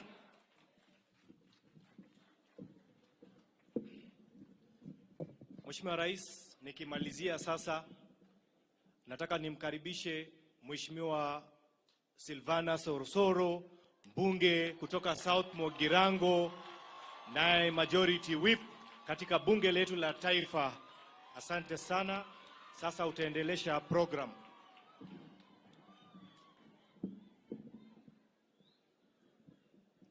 Aya. Your Excellency, the President of the Republic of Kenya, CS wetu wa Education, CS Machogu, Governor wetu Arati, na viongozi wote ambao wamekuja hapa. Bwana Yesu asifiwe. Hebu tusalimiane namna hii kama mnaniona, nione kabisa mnaniona kule nyuma. Your Excellency, karibu tena. Wakati ulikuwa hapa about 3 weeks ago, ulitembea kule South Mogirango, ukaja ukafanya maendeleo na vitu 2-3 na ukatuahidi maneno mengine, na barely 3 weeks umekuja hapa. Your Excellency, tunakushukuru sana kwa sababu ya upendo huo. Kwa sababu sisi tunaamini ya kwamba mgeni njoo, mwenyeji apone. Rais wetu, tunakushukuru. I want to remind you, Your Excellency, that the last time you were here, and this very particular field, ambapo tuko hapa, tulikuwa mimi, wewe, Mheshimiwa Machogu, Mheshimiwa Zairi Janda, na Mheshimiwa Alpha Miruka. Siku hiyo timu yetu ilikuwa kubwa. Hiyo wakati tulikuwa wachache. Nakumbuka tulisimama kwa magari tukasalimia watu, tukaomba kura zako, tukaomba kura za Zair, na tukaomba kura za Mheshimiwa Machogu. Kidogo za Machogu zikawa kidogo, Zairi akaponyoka, mimi nikaponyoka, alafu na wewe mwenyewe, Your Excellency, ukakuwa rais wa Jamhuri ya Kenya. So this is a historical ground. There couldn't have been any better field ya kufanya Thanksgiving than this field. Kwa sababu watu walijaa wakati huo sana. Your Excellency, I'm one of the people, wakati tulikuwa tunaongea na viongozi hapa, I'm among the people wakati nilikuwa naongelesha viongozi wa kanisa, niliwaambia Your Excellency kwamba mimi katika hii kampeni yako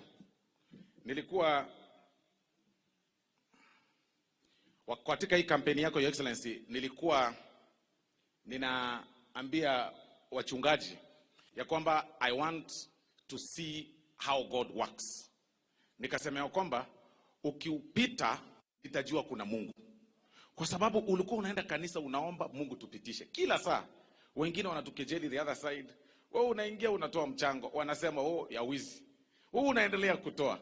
I just wanted to know whether there is God.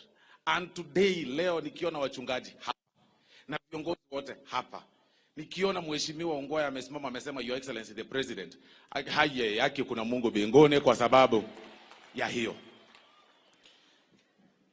Your Excellency, utaniruhusu ni switch FM kidogo tu, alafu tutarudi katika kwa hiyo Kiswahili. Abana wa minto yanda abakwani naende mbuyamore naende omugambi oyo ikaranse tega buna achire na buna nyora muno ikaranse mai gari kwa murigere buna akonya gocha iga ngora omuangete ona ere president ya Kenya gento nge yora akora no ikaransa muno akora egento nkubatebya naende kingo kwana na maskani kyagero Mheshimiwa na Jafeth kwa kwandira mangana makongu sana oyo bono nere bono obugate kibeti kya Kenya ngima akwa mwanga yago kebeka na bakwa mwa rero akebeke gusi amwe akeire boikoyo amwe akeire sobo oyo nere obugate kibeti oyo bono iga nere litoruru gyeito tugwetogeri tugukama ekeruta etugukama litoruru okuriebereri wariso yo monanda kwari achinsi ya gaibere kwara kama ikiagero mwako yo mapema sana tochake komongentereri bono iga koimukia mawoko igoro bono igo mwako mutangani emiaka nene ntora akachikura chirichinde yani etokwa tanse bosa na kure cheito chikali nyinge turi chikaunti bere chioka abanda naende bayete go chimotwe tochandeke totigarega chipara chetu chiraba skuli chetu chiraba buya na bantu bataranyora stima ncherero onko basabasa maskani na iguru mawote batokore gasiamo na iguru mawote bo Mheshimiwa Jafeth nga tokore gasiamo no Mheshimiwa Simbarat and I accept ekiagara mechando teyo na re governor yaito mechando teyo na botuta kiro kore gasiamo toi karansamo kobanga na kitoko enda kusaba chipara na inche enta tokote yabana wa minto toko ikaransamo ochikobanga na kitoko saba chipara Mheshimiwa Rati toko nyora chipara ekyo moto mabamura bachiko chisamba naende para igoro akera abantu baligerereti toye babo ekiagara muna wana retu ikaransta omugambi no ikaranstega chiwiki sato chiaera na aligererie TV akaligererie mitandao akaligererie para abantu bagosamba akaligererie abantu babugoretie sanduki bagoteba rest in peace bono rero no turega bali naende bare go kusamba basabe naende gentekio kemwanya bantu kiagara nere mwanya bantu naki ubuge maboko naki nakwandire kegusikie kiagara taigwa egere muna barai toi gusema na bamito wake egere muna barai toi karansamo twakwana twatebania bana wa minto ere iga ende raini yeye nto kunya kubangirana ngoma ete bono murahingo chare muna bono tiambate yege tukiyobosoku mono rero tware gochaga tuchi gusasima nyasaye libaga barai to kumerana toikaransa na gavana toikaransa na barai bonse totebe emujadara noyo abarai bakomera batenga aya gotuko na mambiende osoro kago tene nabwe mubangira gakona getawo geruru nyarebe kago tene nabu mubangira obuchinga ekera barai buna babachirega etogo ikaransamo twatebani egera omugambi yamanye turamo function ibune yete tageti twangusa kuchiga muntu tayo muna wana tuikaransa muntu tayo manyete nganje no Mheshimiwa Rati ngo senkene nkero etuikaransa buya tokose kamo buya tokokwana buya keregento kerebia egero mugambi otarora amanya ngo se katoramo gente kagocha kukwanaga amanye turamo kusema na baminto wake nje nko basaba tokorega siamo na barayi ba minto koru Azimio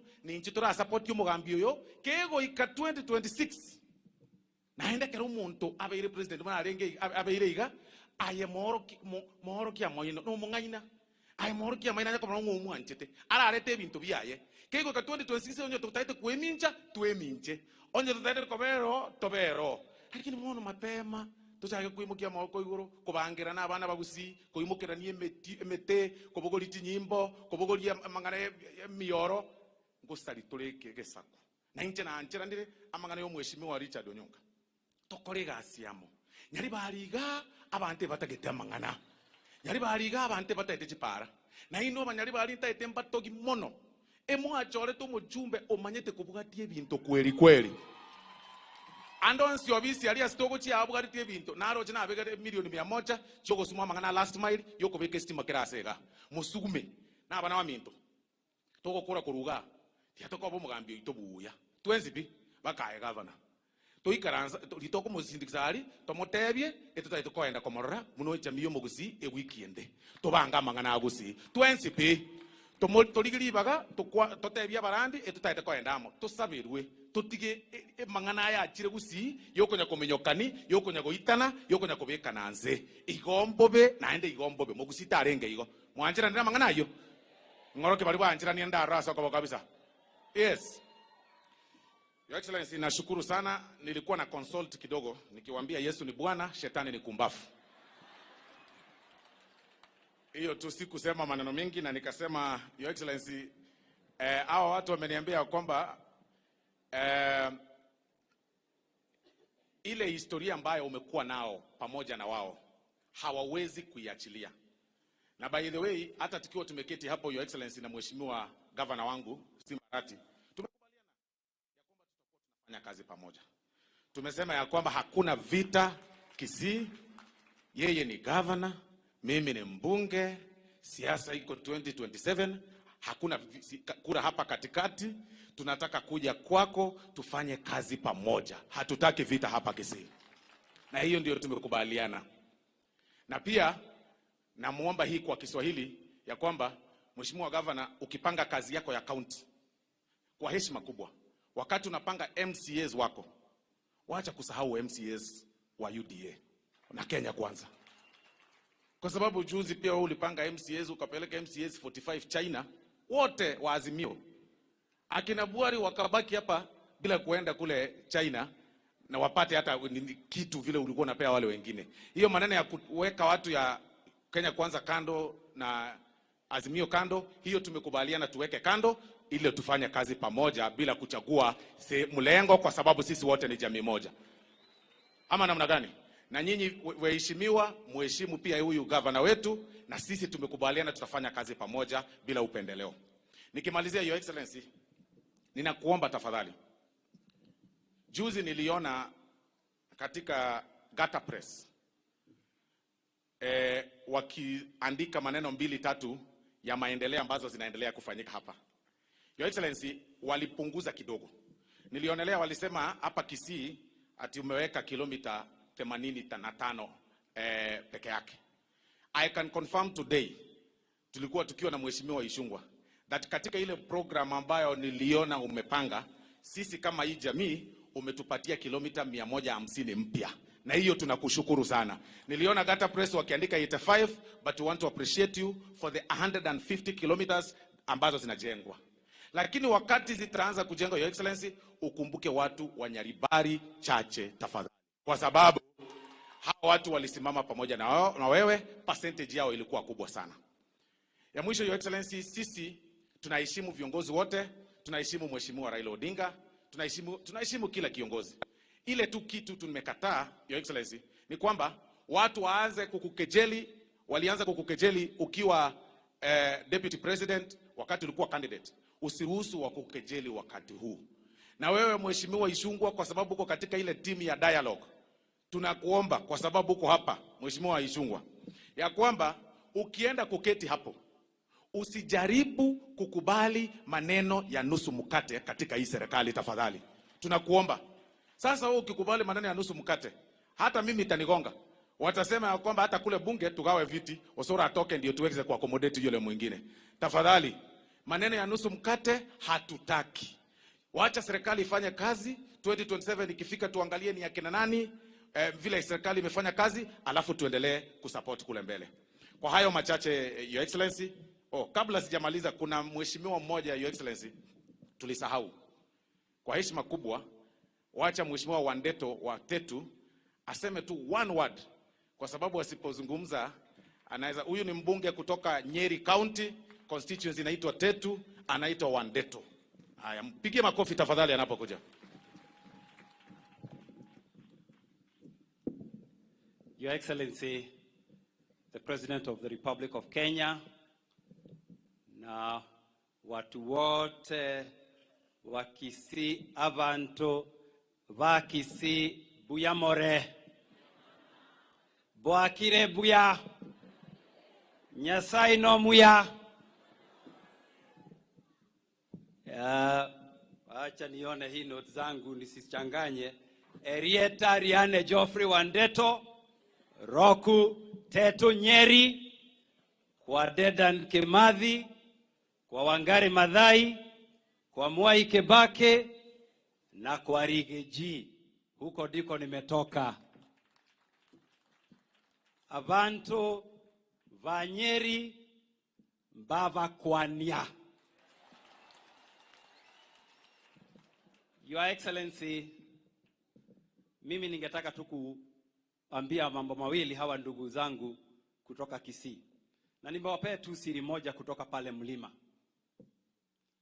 Sisi mlima, msimu uliopita, kuna njia tulishurutishwa tuende. Lakini tukaona ile sign ambayo inaandikwa danger ahead. Na hata kama yule mtu alikuwa anaturutisha ni mtu tulikuwa tumeheshimu sana, tukamwambia saa nyingine iko difference ya urafiki na hii maneno serious ya life and death. Tukadecide kukaa upande ya Daktari William Samoei Ruto.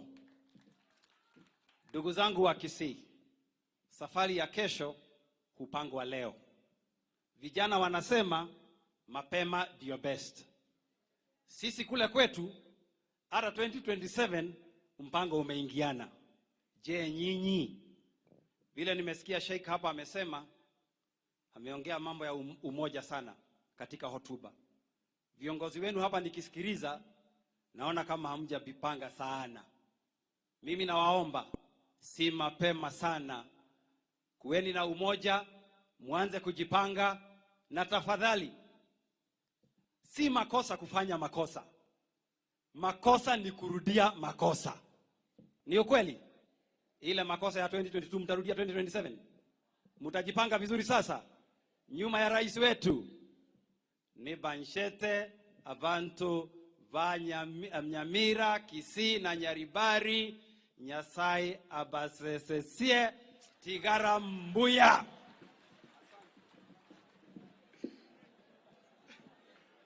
Aya, hiyo mheshimiwa Wandeto tunasema Nyasaye abasesenie. And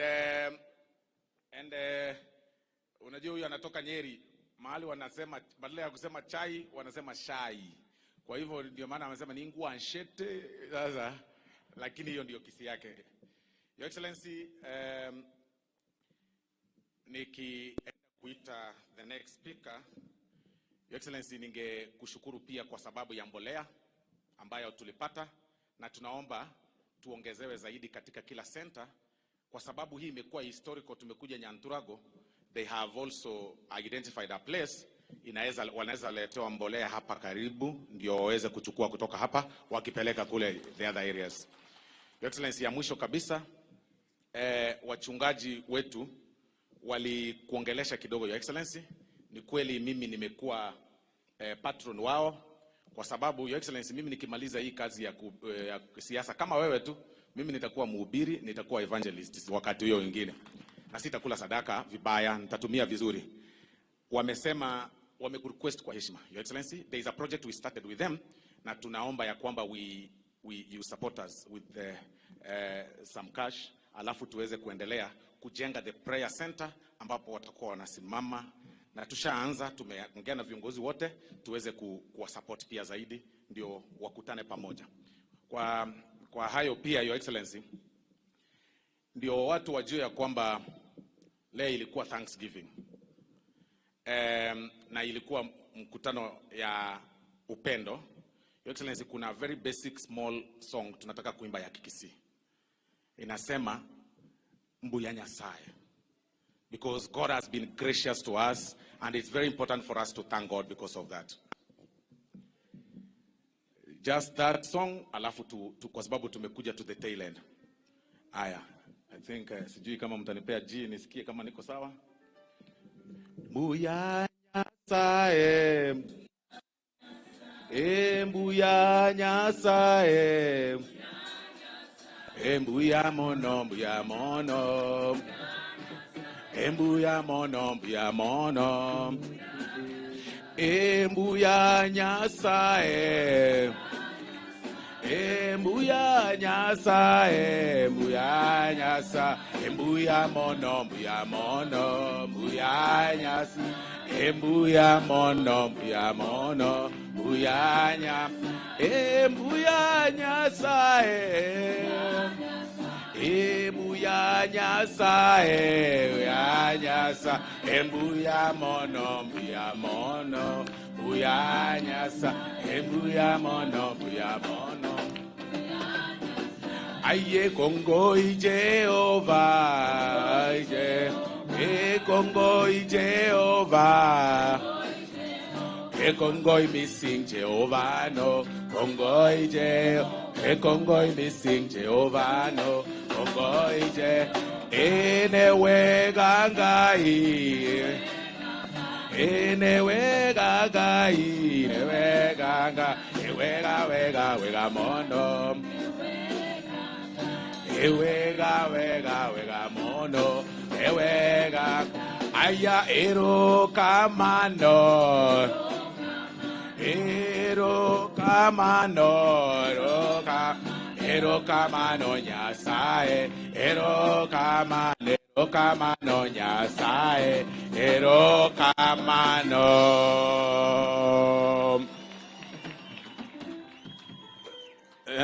Your Excellency, I was confirming to you that I'm indeed a true patron of this team. Juu ya kwamba tunaimba, tunaabudu Mungu.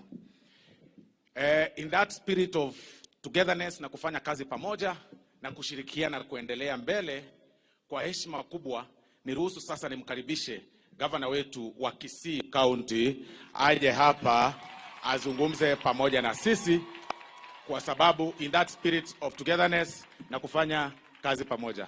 Karibu sana gavana.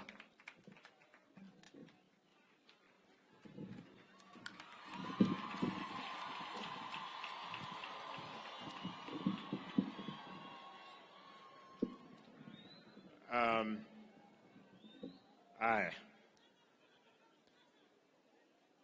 Kwanza wacha tusalimiane.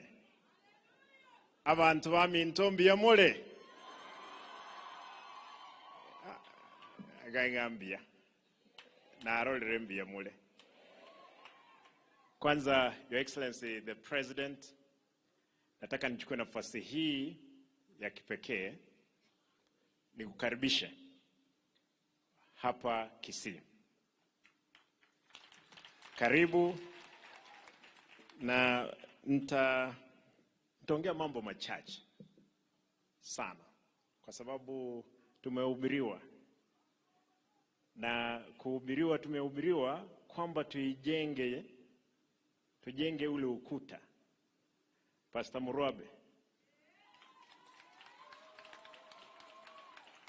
Murwabe, Your Excellency, hoja nikwambie, na nataka nirudie mara ya pili. Huyu ni kando na kina Osoro na kina Saire Chanda, kuna mtu ambaye alisimama na wewe, ni huyu pastor. Nilienda maombi kanisani mwake, alafu Mheshimiwa Machogo akaingia, nikaona vitambaa ya UDA. Nikashindwa, leo nimeama. Lakini ni roho ngumu. nikasema wacha kwanza, nikahubiriwa hapo, nikaambiwa sisi ni watu wa William Ruto. Nataka nishukuru kwamba kanisa pia vile vile kiongozi wenu nashindwa leo umenikana. Wewe nilikuwa nadhania kwamba umegeuka umekuwa mtu wangu. Lakini huyu ni mtu alikuwa wa William Samuel Ruto. Na wakaamua kwamba lazima wapige kura, wanipigie na wapigie vile vile Mheshimiwa Rais. Nataka niseme masuala ambayo ni muhimu. Mimi kama gavana wa Kisii na serikali ya Kisii lazima nifanye masuala ambayo yanaweza saidia watu wetu hapa Kisii. Tuko na serikali kuu ambayo Mheshimiwa Rais unasimamia, na hii serikali ya ugatuzi ambayo nimeisimamia, lazima tufanye kazi pamoja. Na kwa kufanya kazi pamoja, najua vizuri sana kwamba wewe ulikuwa ni rais, uligombea katika kiti cha UDA. Na sisi tulikuwa wana ODM. Na kidemokrasia ulitushinda. Wakati ulitushinda, lazima utulete pamoja kama nchi. Lakini kwa Kisii kuna msemo unasema engaleka nero ya agretega koraki. Who can translate engaleka? What is engaleka Osoro? If you translate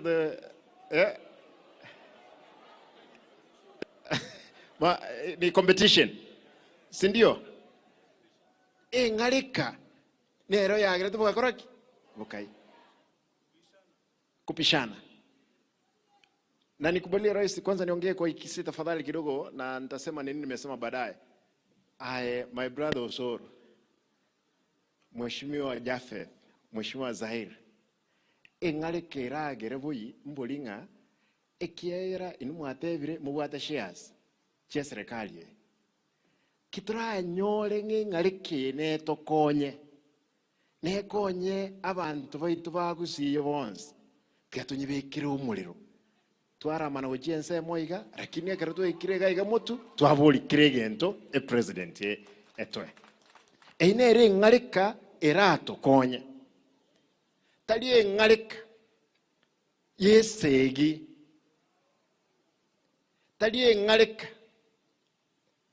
rightly engenjo my younger brother Osora kuana chikule ikale 2020 what 27. Ngombe tubuate bono iga. Ngombe ne kiera, ngombe ne national government, ne county government, ngombe ne roro ne ya William Ruto. Ebi intombro roro turamu boli, ebi intombro roro vire devolved. Governor ekuboliwa. Ndaetembere ntebega. Twatwalire obwana obonge gaigambu akire Kisii. Obwana obo tutobokole. Ntuto colleagues pamoja. Mugaka Machogu, who is the church elder, we go to church together.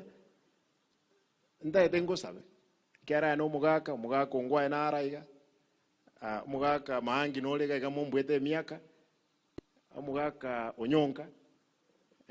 Na nae manduku nombwete miaka mugaka nyamwea. Professor.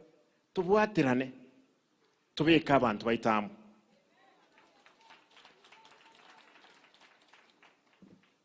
Your Excellency, nilikuwa nasema vile tunakupenda hapa Kisii. Na kwa hiyo mapenzi tunauliza kwamba maendeleo ambayo yapo kwa sababu wewe ndio serikali. Na unajua Rigijia anasemanga kwamba serikali ni ya shares. Sasa sisi tulieka share kidogo kupitia kina Osoro, kina Zahir, kina Chafet, tafadhali hizo shares wachi translate kwa kitu. Hata kama ni South Mugirango, Bomachoge, barabara ya Mheshimiwa Alpha Miruka ambayo inatoka Muringamu, wewe ndio ulianzisha. Hiyo pesa haijaipita, haiwezi pitika. Magari haipiti. na inapita inatoka Umuringamu inaingia Ogembo inakuja Egetuki inashika ya Bonjari. Bonjari, Mheshimiwa Bonjari, barabara zimetengenezwa kule, lakini tunahitaji kwamba zile barabara ziishe kwa kutengenezwa. Kule Nyamachi, lami kama hii watu hawapiti, maji ilibeba miezi 4, shilingi milioni 20. Nikitengeneza mimi kama gavana, nitaenda EACC, itakuwa ni audit query. Tafadhali nauliza wewe kiongozi, wewe Osoro, kwa sababu wewe ndio kiongozi wa chief whip, tafadhali hakikisha kwamba umefuatilia na mheshimiwa wako wa Bobasi ile lami hiyo daraja iwekwe hapa Nyanturago. Wakati mwingine Mheshimiwa Rais, nilikuwa hapa, nilifanya mkutano, nilifanya mpaka saa 3 ya usiku. Huu uwanja ulikuwa umejaa. Na unajua tulikuwa na uwezo kidogo wakati huo, sio kama sasa.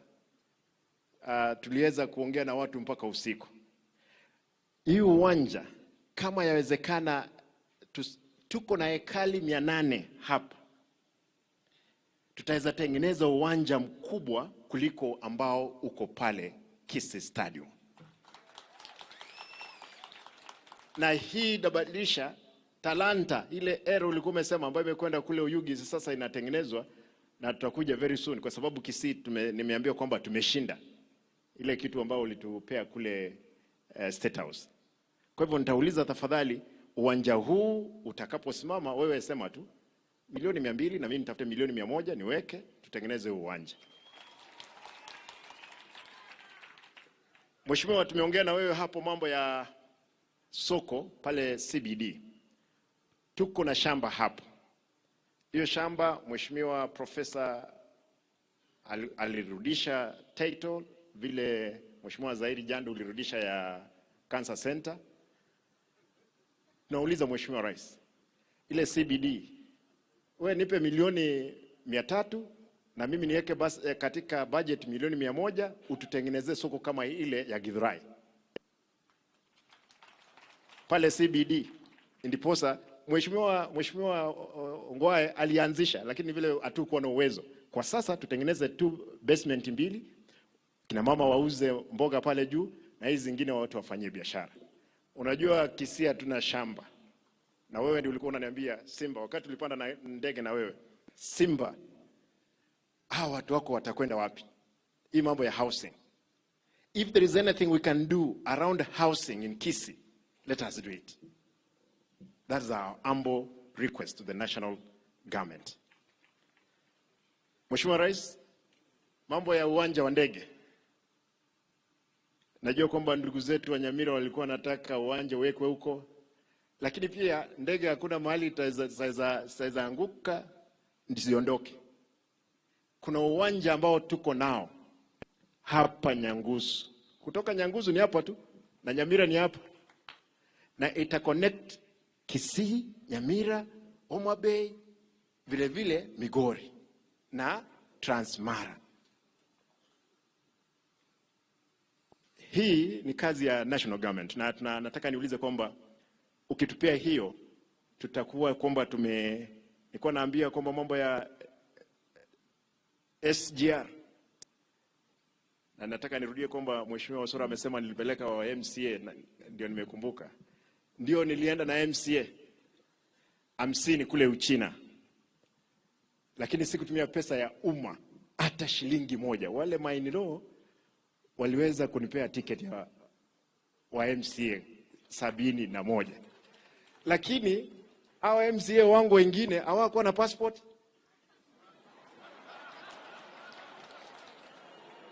Na unajua hawezi tumia kitambulisho kwenda wapi? Ng'ambo. Achari walienda 50, 21 hawakuweza kusafiri. Wengine wako na ugonjwa wa kupanda ndege wanatabika. Kama mzee Mwenyenye, ukiongelea mzee Mwenyenye kama hapa atakwambia sababu hakuenda. Kwa hivyo sio ukweli kwamba niliwacha, lakini wakipata pia nitaomba kwamba tutembee na wao.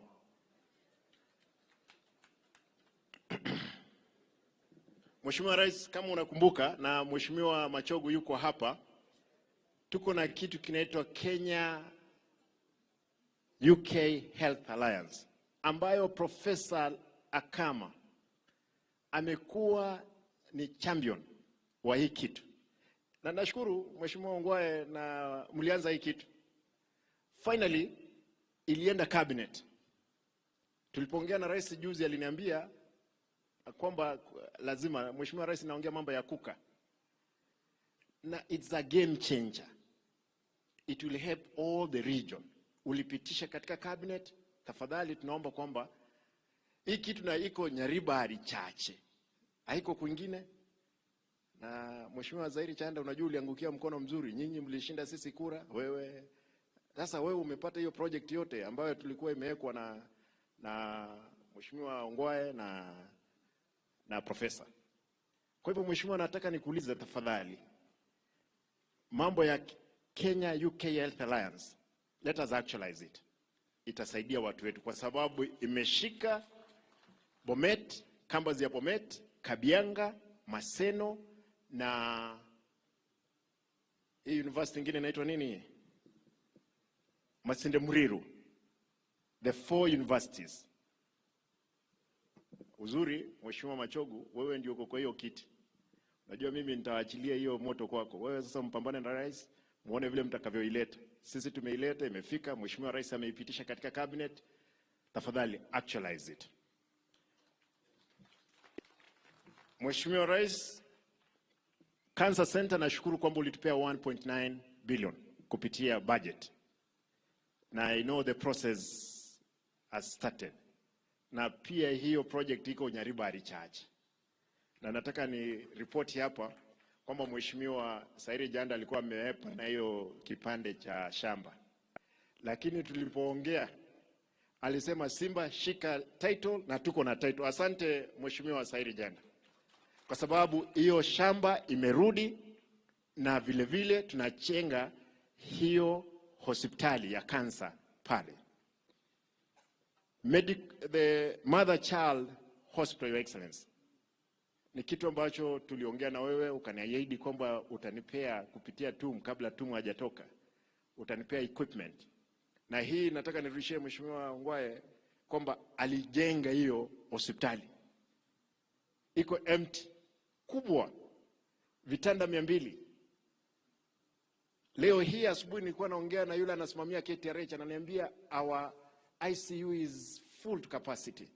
Saizi hakuna mtu anapelekwa kule. Kwa hivyo kama tungepata zile machines, tuko na madaktari watasaidia watu wetu kutokufa. Mheshimiwa Rais, nikubalie niseme hili la mwisho.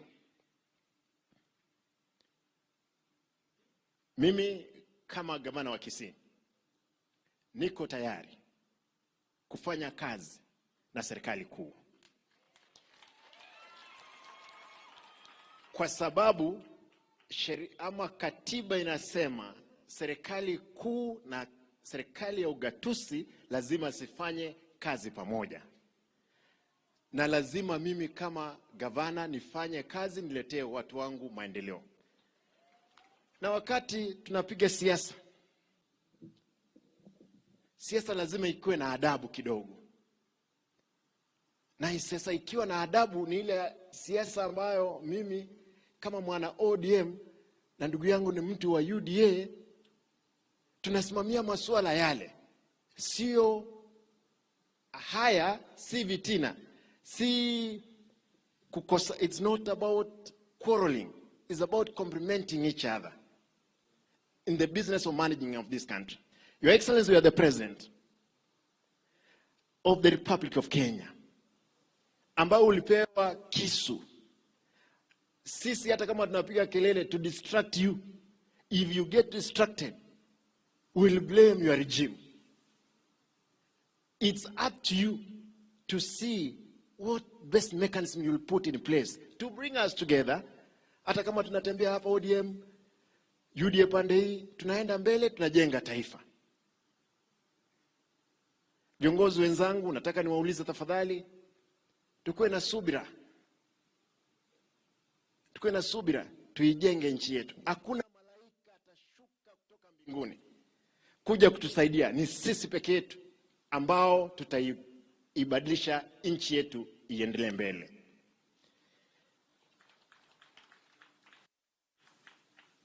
Mheshimiwa Rais, unajua ulitushinda kura, ndio. Ulitushinda.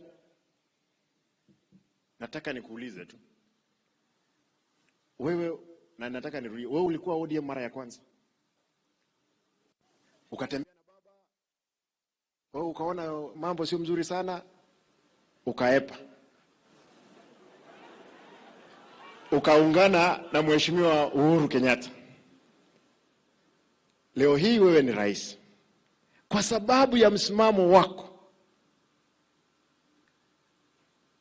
Hata wakati walinyang'anya wewe polisi, ulisema wale wakapea wewe, walikuwa wametoa JSU, wakasema askari ni askari. Nataka nikwambie rais, wewe kwa sababu kila mtu anakupea heko kwa sababu ya Ukristo wako, nataka nikuombe, kando na kwamba kuna baba anaongoza maandamano na sisi tunafuata yeye, wewe kama kiongozi wa nchi, tafadhali ita mzee, kana yeye. Sisi hatutaki nusu mkate. Tunataka wewe ukule hii mkate mkubwa na ukatie kila mmoja. Mkate moja Kisii, moja Ujaluoni, moja kipande moja. Nchi yote ifurahie. Your Excellency, you must stop. You spoke in Eldoret, and you warned even the governors on issues of corruption. I wish Mheshimiwa Kipchumba Murkomen alikuwa hapa. Kipchumba Murkomen ananiambia, unajua watu wamejua sisi ni wezi, lakini tunataka tuwaonyeshe kwamba sisi sio wezi. Lazima Simba, kama barabara ni kilomita 100, lazima ifanywe. Huyo ni waziri wako mzuri sana. Innumerable advices. Tafadhali, ile wizi iko katika county, iko katika serikali kuu, wewe ni rais. Pesa yote uko nayo. You don't have a business of entertaining us, stealing around here, then to make ourselves equal kwa sababu ya wizi ambao tuko nayo. Ukiwa rais, tuongoze. Piga watu kiboko. Piga watu kiboko kisheria. Askari wetu uliwasifu, walifanya kazi nzuri, lakini pia tunataka tuombe askari wetu. Unajua siku nyingine tulikuwa kwa Mheshimiwa Machogu pale, uliona mtu askari amebeba rungu, kaniuliza hii rungu Simba itapiga mtu? Unajua tulikuwa tumeketi na wewe, hata ukahurumia. Wacha rungu, kuna askari ambao pia wanapiga watu risasi. Tafadhali, askari mmefundishwa na ujuzi mkubwa, tia gasiko, piga mtu, nyorosha yeye rungu. Ile rais alikuwa anaogopa risasi, haiwezi rudisha mtu. Tafadhali naomba, kwa sababu nchi ni yetu, tutajenga tukiwa pamoja. Kwa hivyo Mheshimiwa Rais, nikimalizia hapo, tunakukaribisha. Tutakuja State House. Nitaleta viongozi hawa kuja kuomba maendeleo. Na utakuwa tibidisho, mimi nimekuja kule, ile pesa umenipa peke yake ni milioni 2 ambayo nilipeleka kwa bodaboda sako. Hakuna atuombi pesa, kwa sababu pesa lazima watu watengeneze. SGR ambayo nilikuwa naongea baada ya safari ya China, Mheshimiwa Rais, niliweza kuleta wa Chinese ambao ni investors. Wakafika hapa, kuna mawe kubwa tuko nayo kule South Magrango, soapstone. Ingine iko hapa Bobasi. Lakini wanauliza, hii mawe itabebwaje kutoka hapa Kisii mpaka Mombasa? Ile ni Jafet aliuliza, ni Janda. Ni Jafet. Ile train ikipita ipitie pande ya Kisii kidogo, tuweke mahali ya kuweka hiyo soapstone, iende ng'ambo, ikuze uchumi wa Kisii. Hilo ndio ombi langu utakapoleta mambo ya SGR. Abantu bami ntonda etenkole ntebeiga abageni baachire egento gyoka turakore n'amasikani mworokirirero ebitina biri binde bike ekero omugeni achire na muwanza lakini mbi igenda mpaka biyitira amanyinga mbi igenda mpaka bisali amali abantu aminto abarayi mulegaiga mwensi ntagitemba sabe tigatokole gasi amo tuganye mpaka 2026 if you decide you will stand behind Mheshimiwa William Ruto otenene nere umwakire bali bago decide gotenena na Raila na haye otenene maega yaye umwakire Raila gakoira sawa na Ruto mna kiara na iwa bani moja Ruto lazima akole miaka 10 and I wish umaidhono Mheshimiwa nikubalia niongee hiyo Kisii kidogo. Unajua nasema kwamba umalize miaka 10 watu wanakubalia, lakini ina depend vile tutakimbizana. Unajua tuko uwanjani sisi sote. We will support you.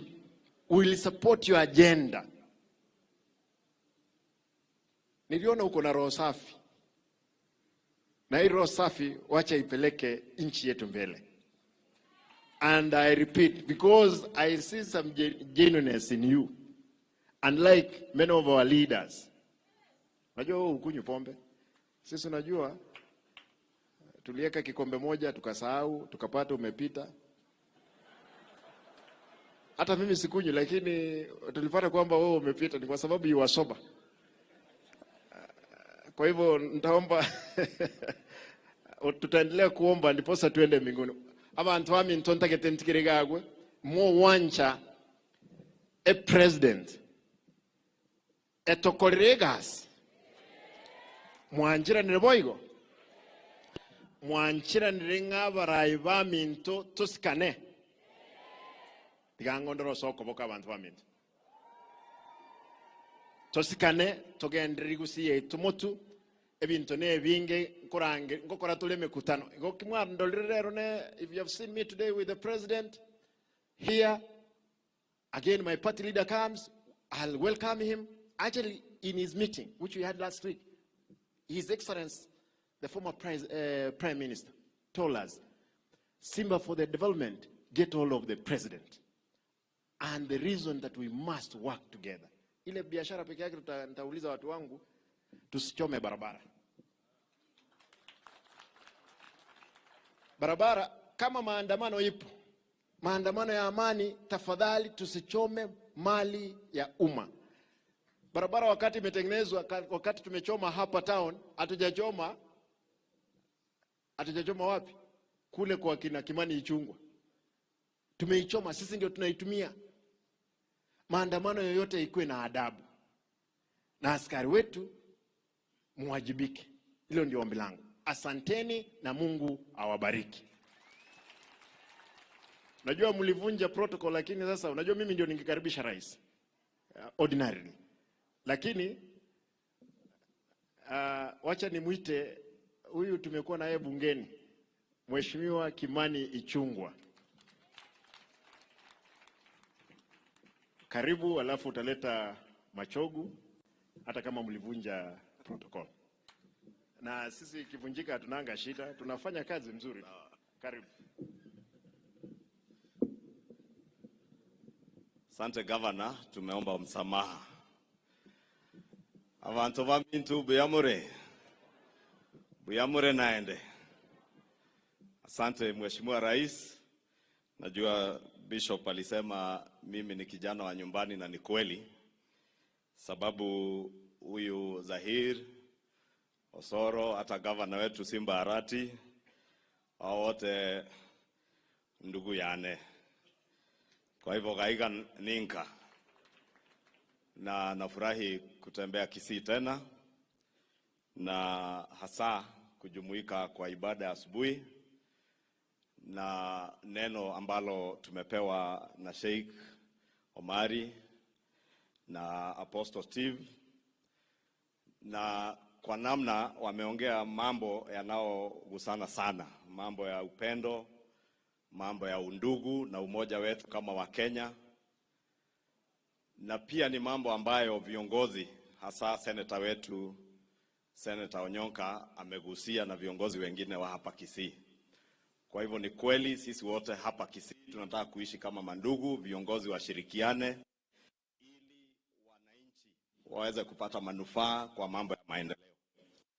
Na hata sisi ambao tunatoka kwingineko tukiwatembelea tunafurahi wakati tunasikia mmeshikana kama mandugu ili kushirikiana kwa mambo ya maendeleo bila vita, bila migogoro. Hata leo Mheshimiwa Rais, nimejua ndugu yangu, nimekaa na ndugu yangu Simba Arati bunge miaka 10 na sikujua ako na jina lingine Paul. Sasa wakati aliitwa Simba Paul Arati nikauliza ni Saul mwenye alikuwa Saul akabadilika akakuwa Paul ama amebatizwa hapa. Lakini Jafeth ananiambia ni kweli ni jina lake, na venye governor ameongea nimesikia kweli huyu ni kama yule Saul wa Biblia mwenye alikuwa gizani, sasa ameanza kuona mwangaza akuwe Paul. Na tunakukaribisha governor tufanye kazi pamoja hivyo. Nakubaliana na wewe kabisa. Kwetu hakuna barabara hata moja ilichomwa. Hakuna kijana hata mmoja alirusha mawe. Na hakuna aliyeumia. Hakuna mali ya umma iliharibiwa wakati wa maandamano. Sababu sisi tuliandamana kwenda mashambani kulima.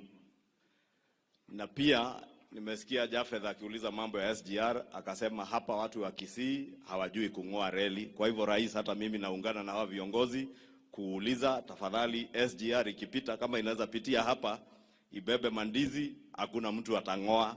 Jafeth na Simba Arati wamesema hiyo. Na hata mabarabara hakuna mtu atakaye yabomoa ama kuyachoma wakati wa maandamano. Nataka niseme pia maandamano ni haki ya kila Mkenya. Lakini katiba na sheria zetu zina jinsi ya kufanya maandamano. Inasema you have the right to protest, to demonstrate, to picket peaceably and unarmed. Usiwe na silaha yoyote. Ukiandamana upige polisi mawe, kutakuwa na hasara. Simba Arati, hapo tusidanganyane. Kwa hivyo tunapo mobilize vijana tuwaambie maandamano beba kitambaa nyeupe, sio mawe, na usibebe panga, sababu ukionyesha polisi panga na ako na bunduki, risasi lazima itatembea. Sababu pia kisheria polisi ana haki kisheria kutumia bunduki kulinda maisha yake, maisha ya Mkenya mwingine, ama kulinda mali ya umma. Kwa hivyo ningeuliza tu kwa heshima, hata kama watu wanaandamana, tuandamane bila fujo. Na Mheshimiwa Rais, ni kupongeze sababu ile apostle amesema na Sheikh akasema juu ya undugu, na apostle akasema atumie slogan nyingine ambao walisema yawezekana ama inawezekana. Na kuna wengi ambao hawakuamini inawezekana. Mtoto ambaye amezaliwa na mama na baba ambao hawajulikani, ambao hawana majina makubwa, awe rais wa Kenya. Lakini kupitia maombi na kura za wananchi wakiwemo hapa Kisii, wewe ndiye rais wa leo wa Kenya. Najua rais, wakati Apostle Peter alisema inawezekana na akataja mambo akasema inawezekana, nikasema kweli inawezekana. Sababu ulituambia wakati wa campaign ya kuwa kitendawili haitaanza, ni maendeleo yataendelea, na ikawezekana rais. Juzi pia umetuambia hii maandamano ya fujo, ya kurusha mawe, ya kung'oa reli, ya kuchoma barabara, ya kuharibu maisha ya wananchi, hii maandamano itakoma. Na Simba Arati hakuamini itakoma. Sasa leo ndio mwenye anasema watu wasichome barabara, na inawezekana kwa Mungu na kwa watu kufanya kazi pamoja. Inawezekana, haiwezekani? Pia nimesikia governor wetu amerudia mara 2 na mara ya 3 pia ya kusema wewe rais ulitushinda kwa uchaguzi. Na ni kweli, lakini ulishinda ushindi wa Wakenya wote. Na ndio ningemuuliza kwa heshima governor, sababu former prime minister ndiye kiongozi wako, pia mwambie akubali alishindwa. Sababu akikubali hata kuwa na nafasi ya kuwazomea mabalozi wa nchi marafiki wetu wakisema ukweli ule ukweli tu unasema hapa ya kuwa rais na Kenya Kwanza walishinda uchaguzi. And that is the truth. Because when we socialize ourselves with the truth, there is peace in the country, there is peace within us, and there is even peace in heaven. And I want to appeal to our friends, those that competed with you, Your Excellency. We have seen a very unfortunate incident where leaders are lecturing our diplomatic community. And it is sad when leaders who hold offices, leading parties in our country, lecture our diplomatic community on the basis of issues that they know are true. And we are fortunate, Your Excellency, and I want to encourage you, there is nothing, absolutely nothing neo-colonialist with an ambassador of a friendly nation speaking not just for her country, but also speaking for the host country where she's serving her country. There is absolutely nothing neo-colonialist about an ambassador speaking to her investors back in the country where they come from, to come and invest in our country here, so that we are able to value add on the bananas that are being grown by farmers in Kisii. It is also investors from the United States who will come, together with those from China and other countries, who will come and invest in this country and create job opportunities for our young people. Your Excellency, I want to encourage you that stay focused, as Apostle Peter said. Be that elephant that does not look down. Focus on delivering fertilizer to our farmers. Focus on restoring our roads. Focus on rebuilding our economy. Like Nehemiah said, with God in heaven, we shall succeed. I want to believe, Your Excellency, with God in heaven ahead of us, we shall succeed in rebuilding the walls of our economy to have a prosperous nation for all of us. And that is why I also want to take this opportunity to encourage all our friends, even in the diplomatic community. Do not be discouraged by the naysayers. Be encouraged that many Kenyans appreciate the friendship of your countries. They appreciate your friendship as ambassadors and heads of mission who are serving our country, who are serving in our country, representing your country's interests. But we feel fortunate that you can also take time to advance the interests of our own country and our economy in your bigger economies for the prosperity and for the betterment of the lives of our people.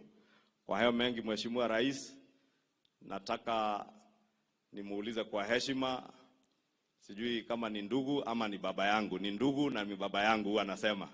Sababu huyu CS wetu wa elimu, Mheshimiwa Ezekiel Machogu, alikuwa DO nikiwa kijana mdogo sana, nikiwa class 3. Na alininyorosha nikakuwa kijana mwenye adabu, na nakukaribisha sana waziri. Karibu. Thank you, Your Excellency, the President of the Republic of Kenya, my friend, the Governor, Kisii County, my friend, the Solicitor General, and the Principal Secretaries here, the Chairman and the Directors of various parastatals, wananchi wote, amujambo, abantu wa mintumbu ya mole, ngoro kingo buanchani, mbuya mole naende. Your Excellency, kama sijaendelea, I want to recognize and acknowledge the presence of our Principal Secretaries here. We have our brother, our neighbor, mtoto yetu hapa karibu, Mheshimiwa PS Interior, Omoro yuko hapa, makofi kwake.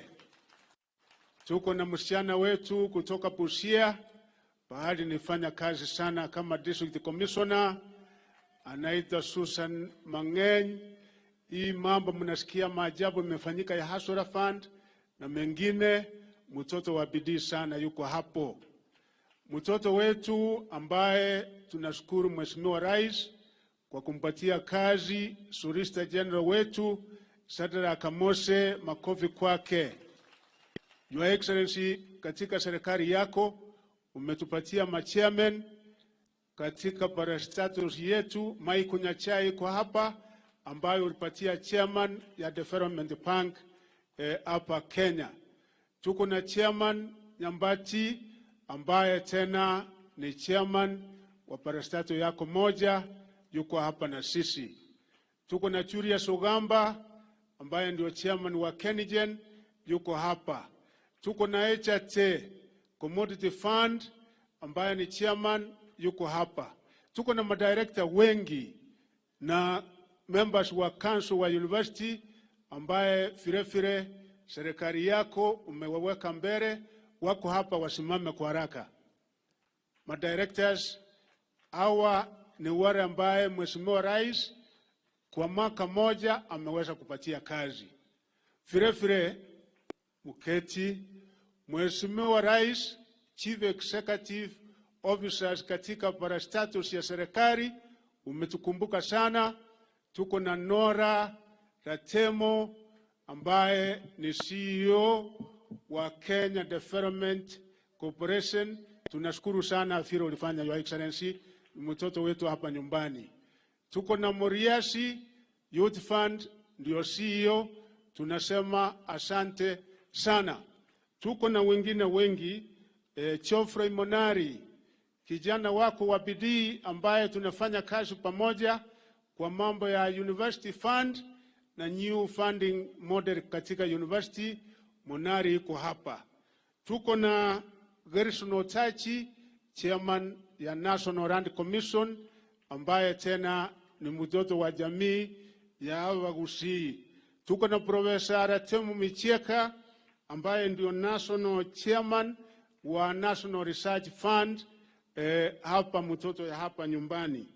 Tuko na Florence Omundi ambaye ndio Deputy Commissioner General katika prisons yetu, yuko hapa na sisi. Tuko na Enerovino, mtoto wetu EPZ ambaye iko hapa na sisi. Tuko na Dr. Wosire, ni mtoto ya hapa ambaye ni ambassador kule UNESCO, yuko hapa. Na tena tushukuru sana Your Excellency kwa sababu tuko na Vice Chancellor tatu na Riki Murang'a University, yuko hapa na sisi. Firefire hivi majuzi, Your Excellency, tunatoa shukurani kwa sababu watoto wawili wa hapa Kisii, kijana Nathan Ogechi ndio sasa Vice Chancellor wa Kisii University. Kupitia vile wewe ulitoa mkono yako, sasa hiyo kijana ataweza kazi ya Kisii University. Tuko na kijana tena wa sehemu hii ambaye ndio atatimiza ile ndoto yako ya Open University of Kenya ambaye ni Richa Umwenga, firefire kutoka hapa, hata baba yake alikuwa chief katika sehemu hii. Tuko na viongozi wa walimu, KNUT ko hapa. Tuko na Msimame Tabatari Kupeti wako hapa. Tuko na principals wangu wako hapa. Tuko na Deputy Vice Chancellors kama Ribururu Rongo University yuko hapa, na wengine wengi professionals ambaye mimi ni patron wao kutoka Kenya mzima.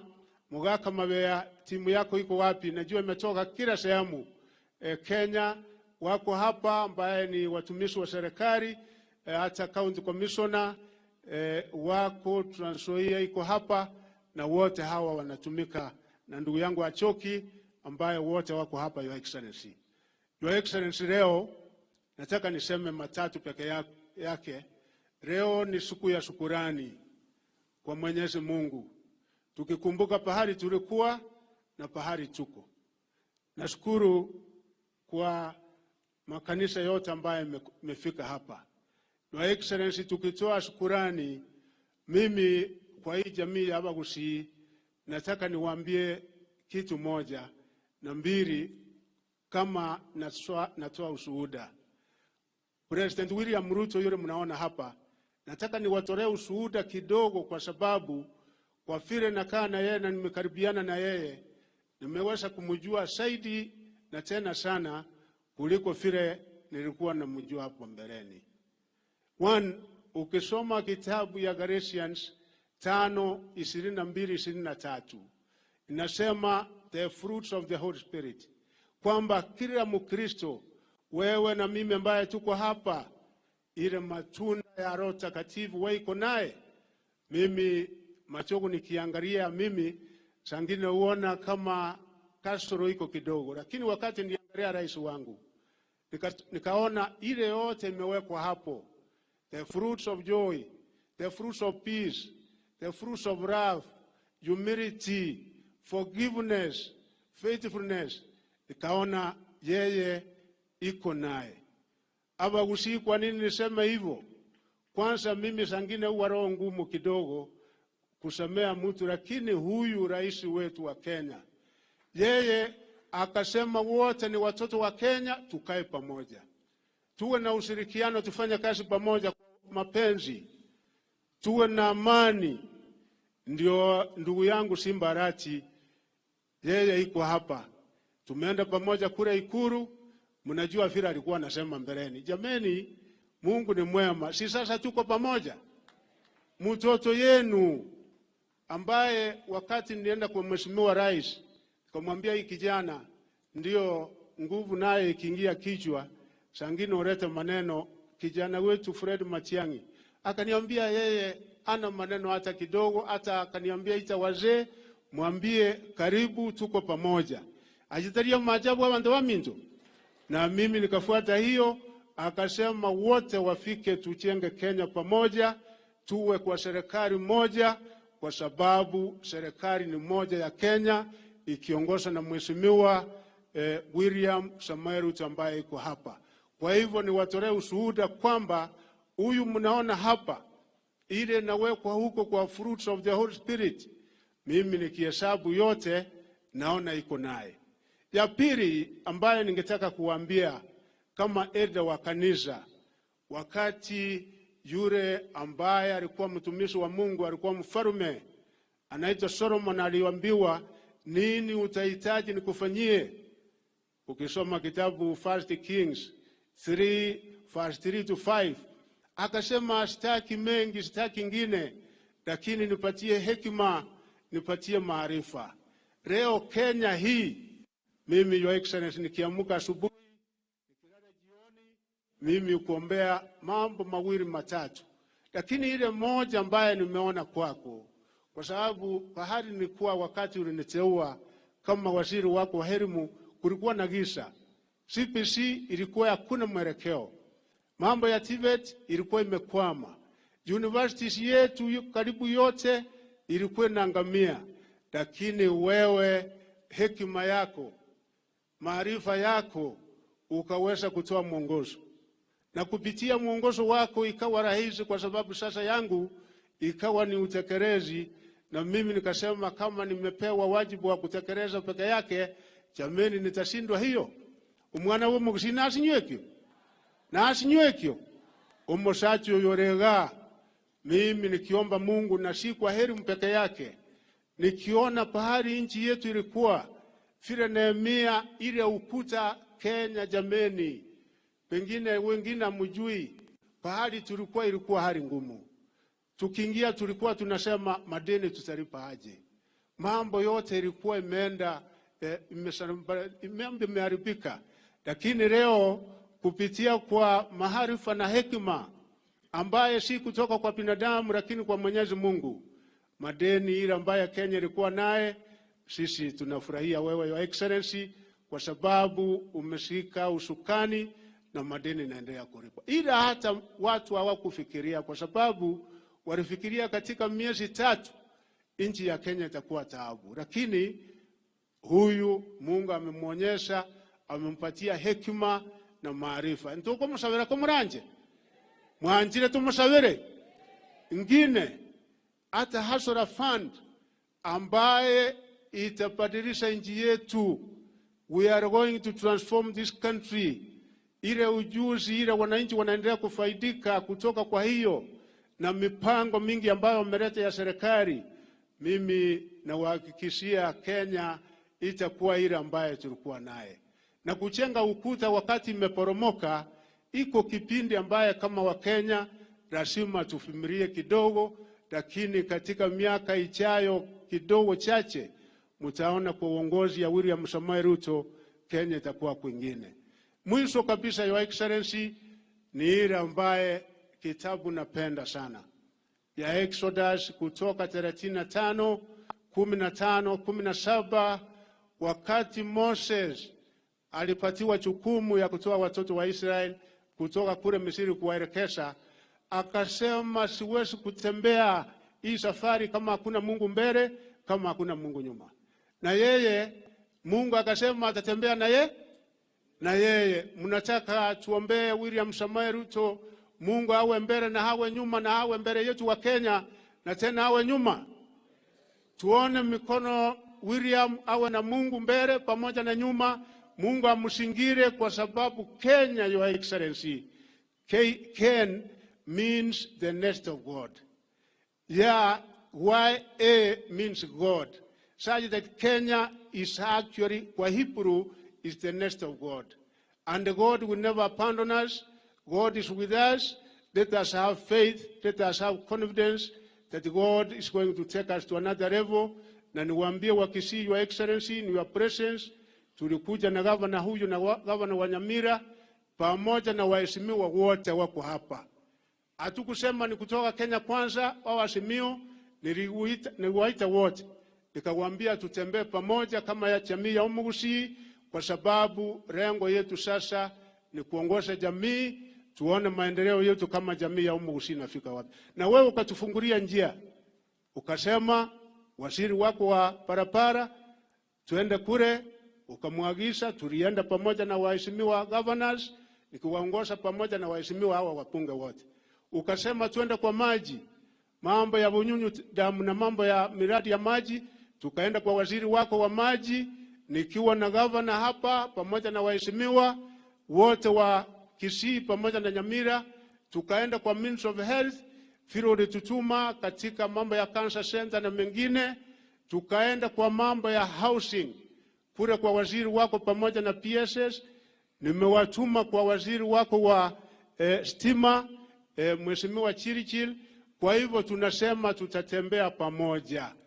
Kumuranche Abagusi kurukare. Mimi nilikuwa nawaambia historia ya Kisii, Your Excellency, tangu sisi tupate uhuru wa Kenya. Kisii hajawahi kuwa kwa baridi. Kisii kila wakati anakaa katikati ya serikali. Ovo ni samalimu. Telia maene. Kisii anakaa katika serikali. Ndugu yangu huyu tunapendana Simbarati. Hata wakati anateresa anasema wa ndugu yangu kuja karibu. Tulikuwa Eldoret, nikamwambia utafika na tutaendelea kuonyeshana njia pamoja na gavana wangu wa Nyamira, na najua ya kwamba tutashika barabara ile ambaye nafaa. Na gavana wangu wa zamani iko hapa, Mzee James Ongwae tunaheshimu, Mzee Charles Nyachae ambaye tunaheshimu yuko hapa, wazee wetu Matundura Haraka na wengine wako hapa. Tutakaa pamoja kuhakikisha ya kwamba jamii ya Kisii tunakaa katika serikali yetu, katika ndani ya serikali, na akio batadele mbori momura Kisii akataba batadele mboriki bono rende ikotukonya kwa batadele yoka ntoko range njiranga yeroji ntubwata maiso ntubwata matonya sainato eto bungaini tutumio bungaini boria erinde tubase serikali ya William Samoei Ruto. Kwa hayo mengi tusimame tumkaribishe rais wa Jamhuri ya Kenya na makofi. Chinko bibiri liato kumuranche. Karibu Your Excellency. Asanteni sana. Tafadhali tuketi chini. Thank you very much.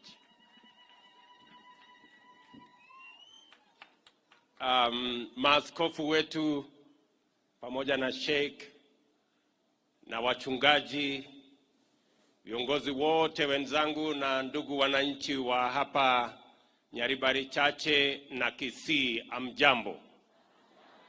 Abantu bami ntombo ya more.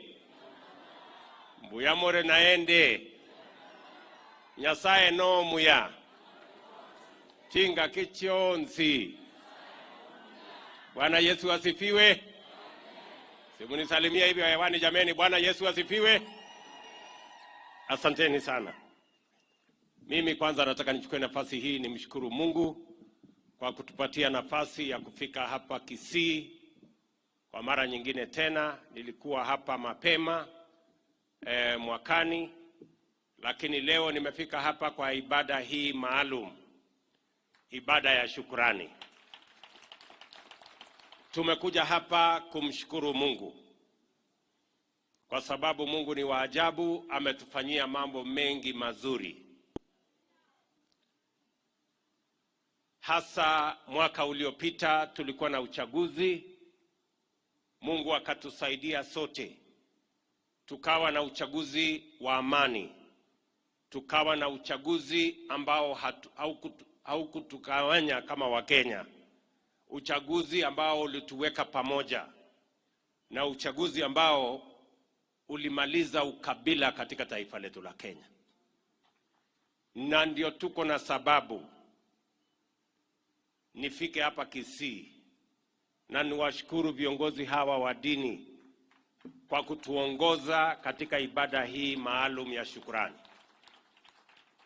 Ndugu wananchi wa Kisii, mimi nataka niseme asante sana. Nilikuja hapa mara nyingi. Niliwasumbua sana. Mara mnanikuta nimefika, kidogo nimefika tena nikiomba kura zenu. Mkawa ni watu wavumilivu. Mkawa ni watu waaminifu. Na mkatupatia kura zenu, mkatuongezea hata na maombi. Mungu naye akatupatia ushindi. Mimi nasimama mbele yenu kusema asante sana. Sijui kama watu wa Kisii mmenisikia. Yaani nimesema asante sana. Na nawashukuru sana kwa sababu sisi wote mnaotuona hapa kama viongozi. Siasa hii iko na mtindo yake. Mara tunasukumana, mara hatuelewani, mara tunagombana, lakini mwisho ninyi kama wananchi wa Kenya ndio wenye kuamua. Vile mumeamua, tuko hapa na MCS wamechaguliwa kwa vyama tofauti, tuko na wabunge, tuko na senator, governor, women rep, tuko na rais wa Kenya. Mimi nataka niwaambie kwa niaba ya hawa viongozi wote waliochaguliwa, ndugu wananchi wa Kisii, asanteni sana kwa kura zenu. Na vile nimeona viongozi wameongea hapa, nataka niungane na wao. Niwaambie, mimi kama rais wa Kenya nitaungana na hawa ndugu zangu. Viongozi wote tushikamane na tufanye kazi kwa manufaa ya wale wote waliojitolea na kutupa nafasi ya uongozi. We are going to work together as leaders. Na ndio sababu mimi nakuja hapa kila mara, kwa sababu mimi naelewa ya kwamba uongozi inatoka kwa Mungu. Hakuna mtu anachaguliwa kwa bahati mbaya ama kwa makosa. Every leader is elected na Mungu amekubali. So tutashirikiana, tufanye kazi kwa pamoja.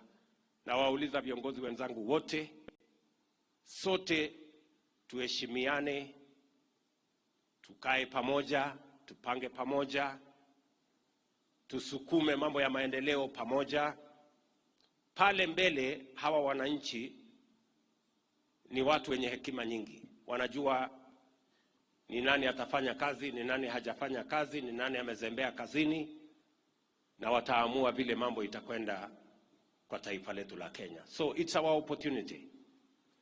Na nikiwa hapo vile vile niseme ya kwamba mambo ya viongozi hawa wananchi waliamua tarehe 9 mwezi wa 8 mwaka uliopita. Wakaamua MCS, wakaamua wabunge, wakaamua viti vyote, senator, governor ya rais. Na wananchi wamemaliza sehemu yao. Wametupatia nafasi ya uongozi. Ile kazi imebaki sasa ni ya wananchi hawa. Kwa sababu yetu walitumalizia. Ama kuna yenye mulibakisha? Kuna kitu yoyote bado mnangojea kuamua? Muliamua yote mkamaliza? Sasa kwa sababu ya viongozi ilishaamuliwa na tumepatiwa nafasi ya uongozi. Sasa na sisi kazi ambayo imebakia ni kuwafanyia hawa wananchi kazi.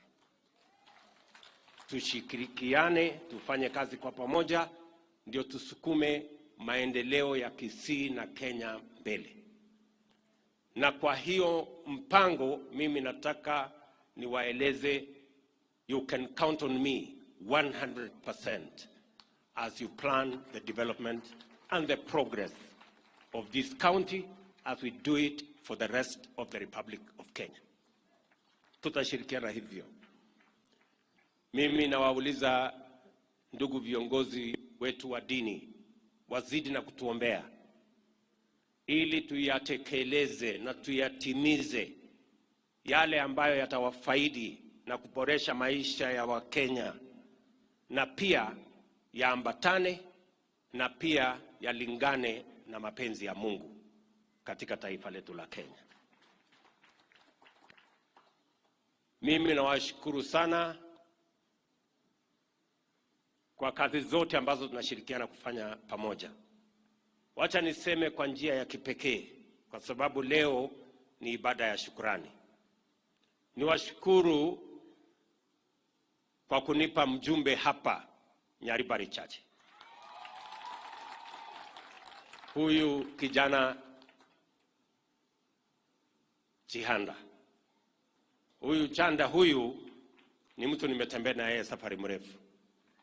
Kwa hivyo asanteni sana for electing this young man. Na mimi nataka niwashukuru sana watu wa Kisii. Na mimi nataka niwahakikishie ya kwamba mbali na kufanya kazi na huyu, pia nitamtrain, pia apande aelewe vile mambo itakwenda hapo mbele. Kwa sababu sasa mimi pia ni mwalimu wa siasa kiasi. So nitawafanyia mentorship. Nataka vile vile niwashukuru kwa kunipatia huyu mungwana kijana Nyakundi, among the youngest members of parliament, very hard working young man, ambaye sasa ni mwenyekiti ama ni treasurer wa chama yetu ya UDA. Again, I want to say thank you very much. Nataka vile vile nirudie niseme asante sana kwa mtoto wa pastor. Huyu Meruga huyu, asante sana for electing him in UDA. I want to say thank you very much. And not to forget the chief whip of the Republic of Kenya. Huyu Silvanus Osoro ni mtu mwenye bidii sana. Hatukumpatia awe chief whip kwa sababu tulikosa mtu ama kwa sababu alikuwa Mkisii. Hapana. Ni kwa sababu anatoshana na hiyo kazi. Ni mtu wa bidii, ni mtu ambaye ako na mpango, na miswada yetu yote katika bunge pale hayajakwama, hayajasleki. Huyu mungwana ameifanyia kazi. Nataka niseme congratulations my friend for doing a good job. You have my support, my goodwill, and continue to serve the Republic of Kenya. Ile kazi uko naye sio ya South Mugirango, ni ya dunia yote hii. And I want to thank the great people of South Mugirango for giving me this young man to work with me. Nataka niwashukuru pia kwa wale wengine wote, MCAs wote wa Kenya Kwanza na viti zile zingine. Mimi nataka niseme asante sana. Mimi pia nataka niwashukuru hata kwa wale ndugu zetu kina Simba Arati na wale wengine walichaguliwa kwa vyama zingine, we are one team. Sasa tushirikiane, tupeleke Kisii mbele. That's what we want to do. Kwa sababu ni Mungu yule yule ndiye ametuweka tukapata huu nafasi ama hii nafasi ya uongozi. Na wale wengine wote ambao tumewajumuisha katika kazi hii, katika nyadhifa mbalimbali, mawaziri na wale wengine wote, na wacha niseme shukrani pia kwa huyu mzee, huyu Ezekiel Machogu really energized our campaign in this area. Huyu Simbarati alikuwa ametulemea sana. Mpaka siku ile Machogu alipofika akamupunguzia speed kidogo. Ndio tukapata hata kupumua. Lazima tuseme tu kweli. So tunashukuru sana na team yetu yote. I know we had a big team. I can't mention everybody. Lakini wacha mimi niseme our very big team here in Kisii. Thank you very much. I know we have MCS here. I should have mentioned their names. I know we have other leaders who also participated in this campaign. Mimi nataka niwashukuru sana. Ile kitu nawauliza sasa ni kwamba uchaguzi iko nyuma yetu. Ile iko mbele yetu sasa ni kuungana, kushirikiana ili tuweze kutekeleza yale mambo yatabadilisha taifa letu la Kenya. Najua mjumbe wenu wa hapa ameongea mambo ya hapa. Mmoja amesema ya Ibeno hapa KMTC ama pale Ibeno. Mimi najua kwa sababu ya siasa mbaya ya watu kidogo kidogo, hiyo project ilikuja ikakwama. Lakini Mungu ni nani? Si mimi ndio rais leo? So hiyo college yenu nitajenga. Kwa hivyo msikuwe na wasiwasi. Bile ameniambia kuhusu mambo ya mabarabara. Nyinyi mnajua barabara zote zilikwama Kenya karibu mwaka na nusu kabla ya uchaguzi. Na ilikwama kwa sababu hatukuwa na mpango mzuri ya kutafuta vile resources ya taifa itapatikana ndio tuweze kuendelesha miradi yetu. Na ndio sababu mliona katika budget nikasema lazima kama taifa we must make the difficult decisions. We cannot continue to borrow money left, right and center because we are endangering the future of our country. Mimi nataka niwashukuru wa Kenya kwa sababu sote sasa tumekubaliana tutatafuta rasilimali zetu kama taifa through raising local resources. Na kupitia hiyo barabara ndio nimeweka katika budget ya mwaka huu shilingi bilioni 265 ya mabarabara zetu. Budget imepita, mwezi moja imepita. Si ndio? Si hawa jamaa wamepitisha budget juzi. Sasa napanga hiyo vile hiyo pesa itapatikana ndio nikuje nianzishe hizi barabara zote. So msikuwe na wasiwasi, hiyo barabara yote mjumbe wenu wamesema na zile zingine zimesemwa na viongozi wengine hapa. We now have a plan, a proper plan on how we are going to complete all stalled roads because they have been stalled for more than a year and a half, more than actually 2 years. But we now have a comprehensive plan on how we are going to complete all those roads. Na nimesema tutapunguza kuanzisha barabara mpya mpaka tukamilishe zile ambazo tulianzisha kwanza. Kwa sababu it will be reckless for us to leave roads that are already started. Twende tuanzishe zingine, tukamilishe kwanza zile zote ambazo zilikuwa zimeanzishwa. Alafu tutaona mahali ambapo hakukuwa na barabara yoyote ndio tutaweka barabara mpya. Lakini mahali popote penye barabara iko ambayo ilikuwa imeanzishwa tutakamilisha hiyo kwanza. And then we will see what to do next. We must be prudent in the way we manage how we deploy our development programs. Vile vile ameniuliza mjumbe wenu kwa niaba ya wale wengine wote hata wale walisema pia mambo ya maji.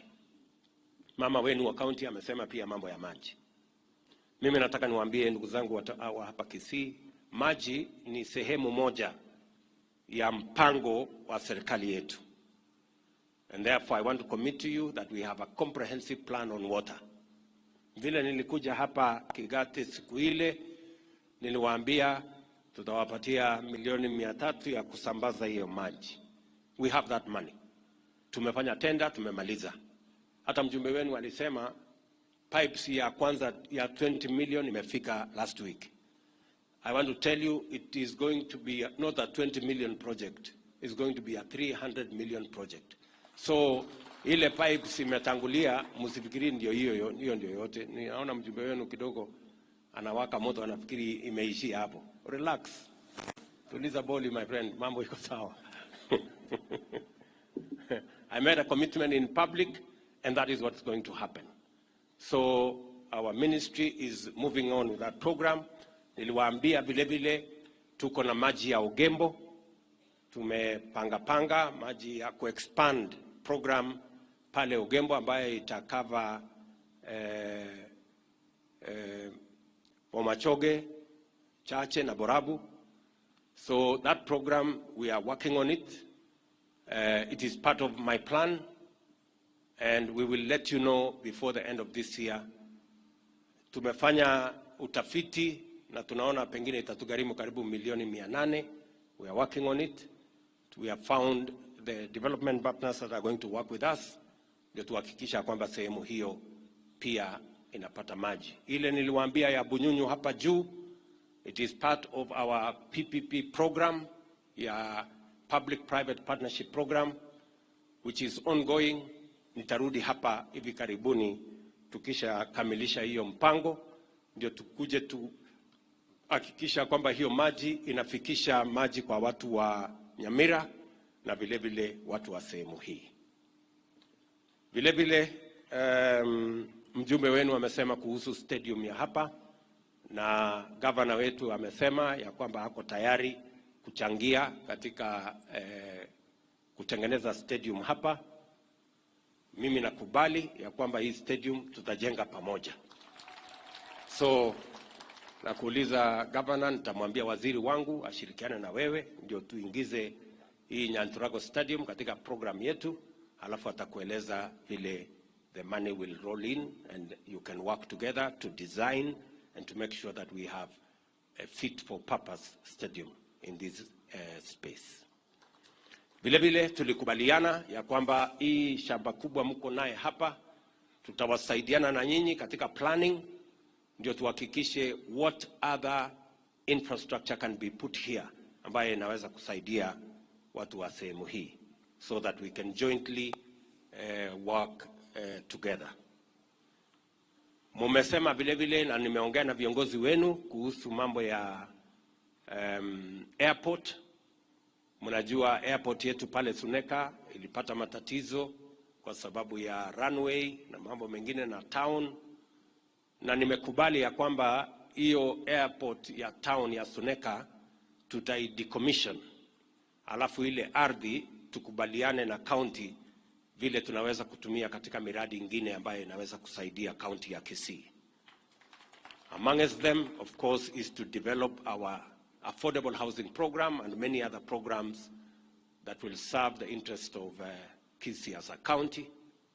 Lakini vile niliwaahidi hawa viongozi wakati nilikuja na tukaongea, nilisema ya kwamba pale Nyamira walikuwa wametupatia pia ardhi ya airport, lakini vile watafiti wetu waliangalia wakasema pale itakuwa ngumu kutengenezwa airport.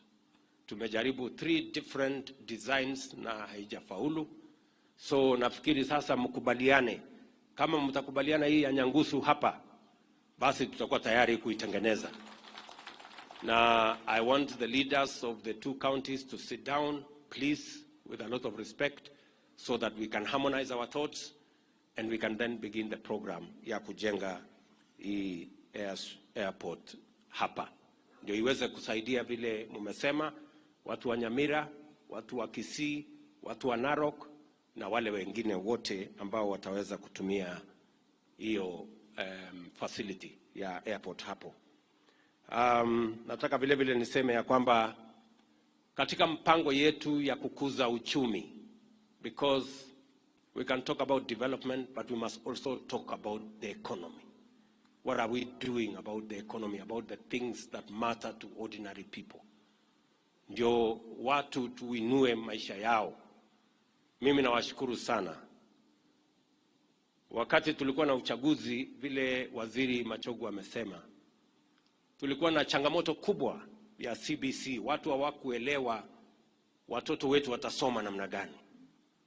Kulikuwa na ugomvi mkubwa na watu hawakuwa na muongozo wa kutosha. Na niliwaeleza ya kwamba we are going to sort out the challenges we had with CBC. I'm happy to say that hiyo shida tulikuwa naye na CBC tumeitatua kamilifu. Tumeongea na stakeholders wote, na lazima nishukuru Waziri Machogu for leading that team and leading that effort. Sasa tumeikamilisha, na kwa sababu hiyo hata ingawaja nilisema pengine mambo mengine itangojea, lakini nilisema kuna mambo haitangojea. Mambo haingengojea ni elimu ya watoto wetu. Na ndio sababu hiyo nimeweka pesa ya kutosha katika masomo ya watoto wa Kenya.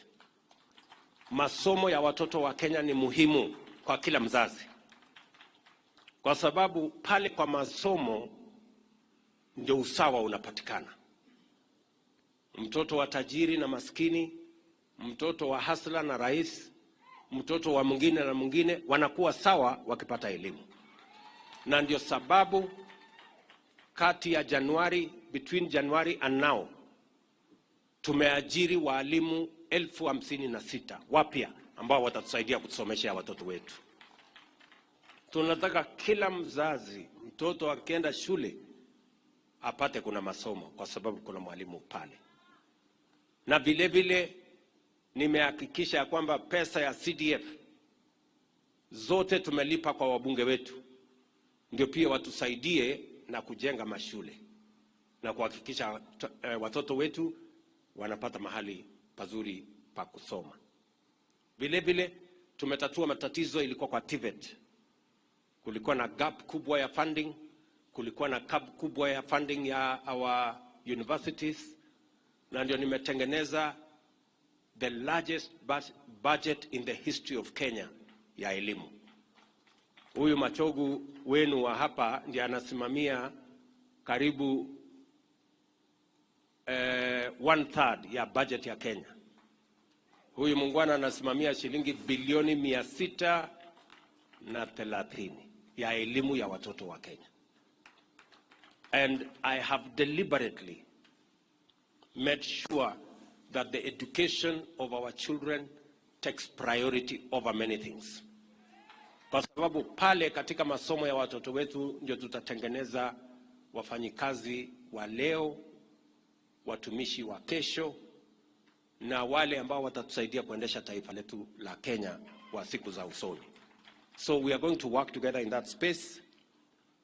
And I want to tell now our universities that we have changed the funding model so that we can, instead of giving money to universities as grant to a university, we are going to give money as scholarship to every student that you admit, so that we can keep account of the money that is going to every university. Na mimi nataka nishukuru wale wote walinisaidia katika kuweka mawazo hayo pamoja, ambayo ilitokana na mawazo mengi ya Wakenya wetu. Mimi nataka vile vile ni waulize ya kwamba kama Wakenya, najua saa zingine siasa iko na mambo mengi. Kama nchi leo bado tunaagiza chakula, food items, shilingi bilioni 500 kila mwaka kutoka nchi za nje. Na ndio mnasikia hii makelele yote ya gharama ya maisha. Na ni kweli, gharama ya maisha inaanza na gharama ya chakula. Na ndio sababu dawa ya gharama ya maisha ni kupunguza kwanza gharama ya chakula. Na kupunguza gharama ya chakula sio kwenda kupatiana pesa ya subsidy kwa Mila. Mila hana chakula. Mila ni mtu ya kusiaga. Mwenye chakula kutengeneza ni mkulima. Kwa nini mnafikiri unga inatoka kwa supermarket? Si unga inatoka kwa mahindi? Si mahindi inatoka kwa shamba? Na mwenye shamba si ni mkulima? So ndio tukasema ya kwamba kama tunataka kutatua tatizo hii, na ndio mnaona tulipata shida, ni kwa sababu wale marafiki zangu wengine walipeleka pesa wakapatia Mila. Bilioni 8 ikakuliwa kwa miezi 2. Hakuna mtu aliona hiyo unga. Mimi nikabadilisha, nikasema kwa sababu mwenye unga ni mkulima, nimeweka karibu shilingi bilioni 12 kupunguza gharama ya mbolea.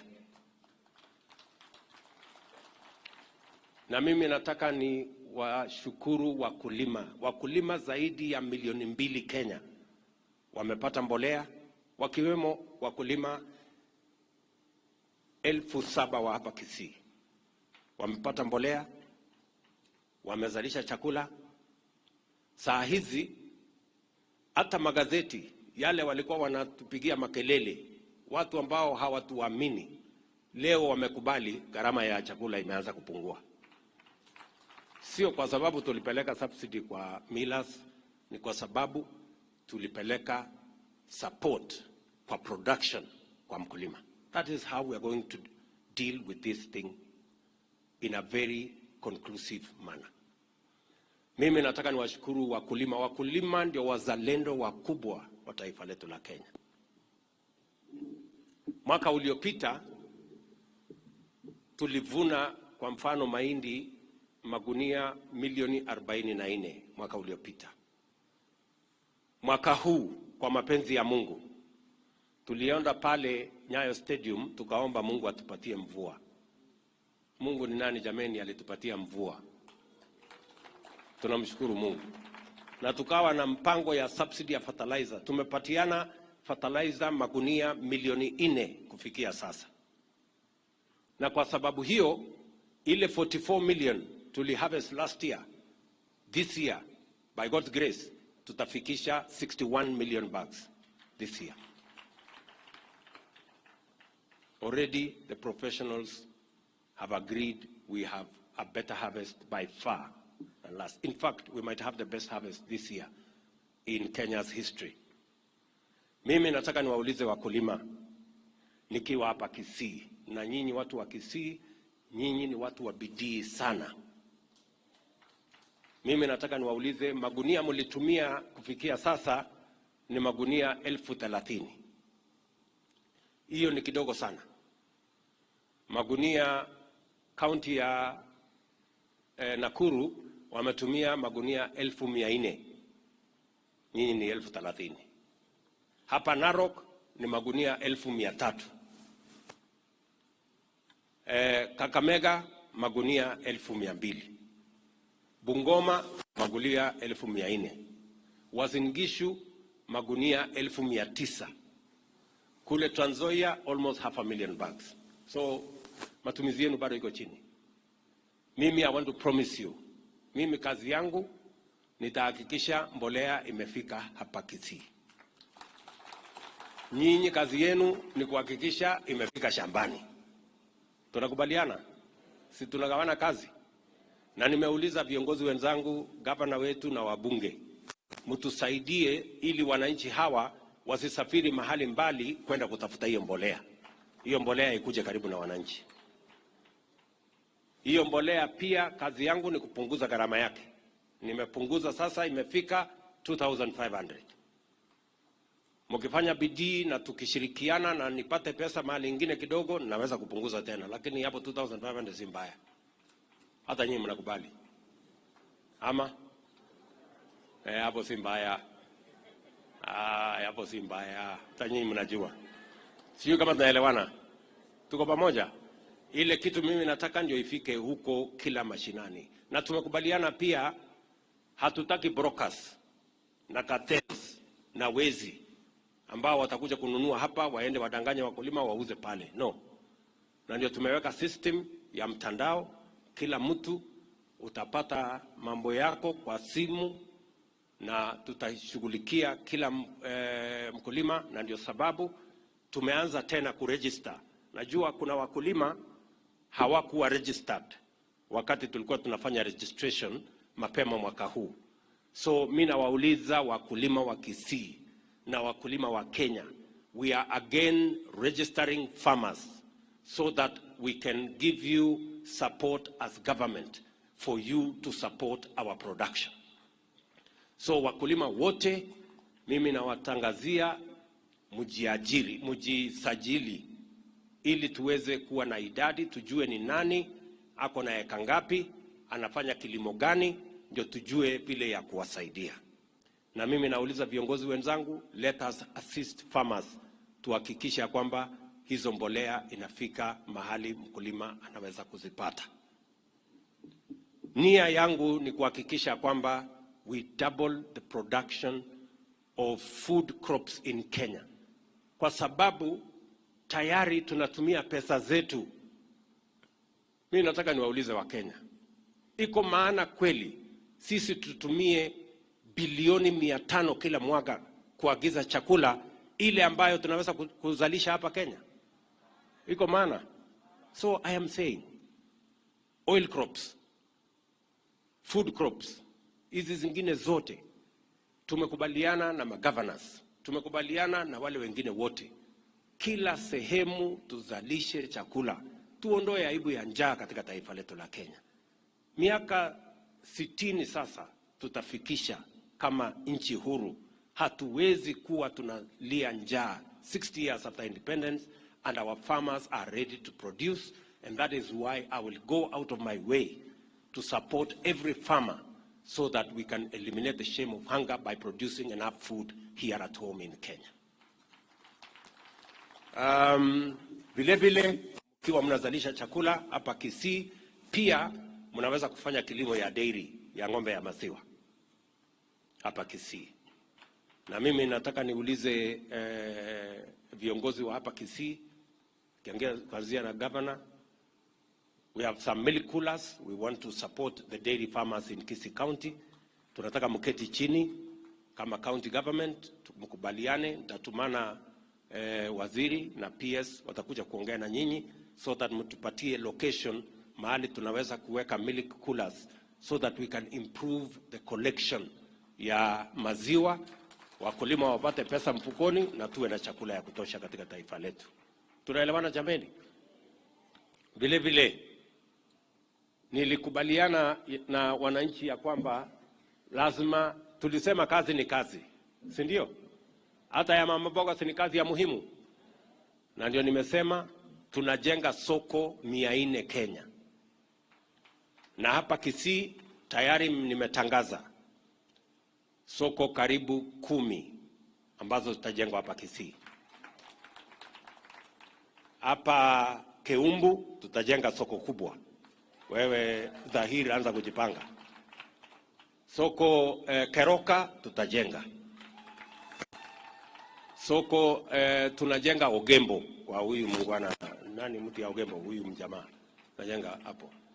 Soko tunajenga Nyakoe kwa huyu mungwana na Nyakundi, si ndio? Hapo ama ni south? Hapo ni south lakini ni karibu kwa kwako. Tuko na soko zingine nafikiri Motondo, Mugonga, Masimba tunajenga soko kubwa pia pale. Na nitarudi hapa hivi karibuni kwa sababu tulikamilisha soko pale Daraja 2. Na tumekamilisha soko ingine Marani.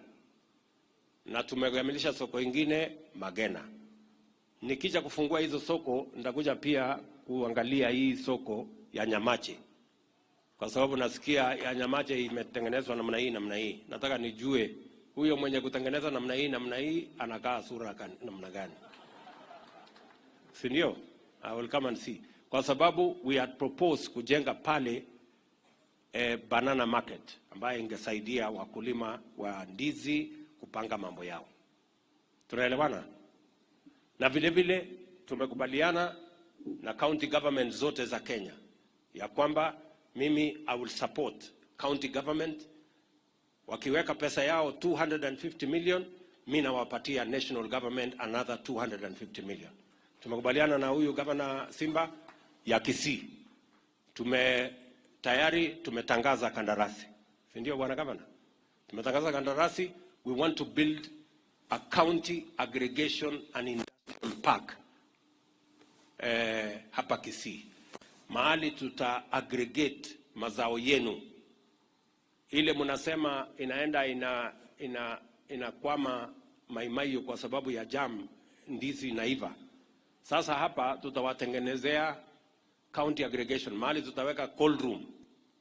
Mnaweza kustore viazi kwa mnaweza kustore ndizi kwa muda. Tunaweka cold room, tunaweka storage, tunaweka value addition, tunaweka processing. Ndio hata badala ya kutuma unprocessed products tunafanya processing hapa Kisii. Ndio iende ikiwa inaenda kwa supermarket ikiwa ready. Ninyi mnanielewa?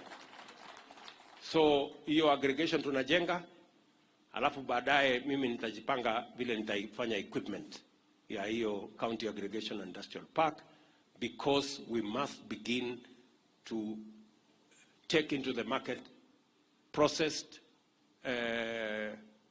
products, na vile vile tuanze kutengeneza soko ya kimataifa. Pale pia kuna mambo mengine mengi ambayo tutashirikiana na nyinyi. Mimi nakubaliana kabisa na nimeona wale mafundi wa soapstone wanafanya kazi mzuri sana. It is actually one of the best products that we have in Kenya. Na nashukuru gavana wetu ameenda akatafuta wale marafiki zetu, mashemezi zake. Wamekuja na wamesema sasa watatusaidia na processing. Ile tu nitasahihisha kidogo Simba, you know I'm your friend. Ile nitasahihisha kidogo, mawe yetu wasibebe. Walete ile machine ya kuja kutengeneza itengenezwe hapa Kisii. Wasibebe mawe. Ama mnasemaje? Si mawe tu, walete ile machine. Na kama wanahitaji msaada yangu, mimi niko tayari. Niwasaidie walete machine hapa Kisii. Tutengeneze factory kubwa.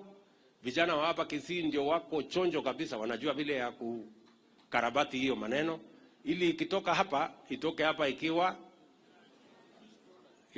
finished product, ikiwa kabisa na tumefanya value addition, ikienda sokoni. And we can do that again together.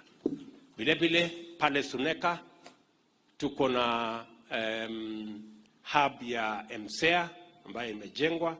Mjumbe wa pale alisema, wa Bonchari, Goodman alisema hapo. Mimi nataka nikuhakikishie mheshimiwa, we have a plan to put there common use facilities ya leather, ya textile and other products. The ministry is handling and hata mimi nikikuja wakati moja nitatembea pale nione exactly what's going on, kwa sababu tunataka kuwa na pahali ambapo tunaweza kupatia ajira vijana at least 100, 200, 300, 500 wa kuweza kufanya kazi pale. Mwisho kabisa, mimi nataka niwazungumzie watu wa Kisii kwa jambo hili la affordable housing. Hapa Kisii, tuambiane ukweli, shamba imekuwa ndogo. Ni kweli ama si kweli?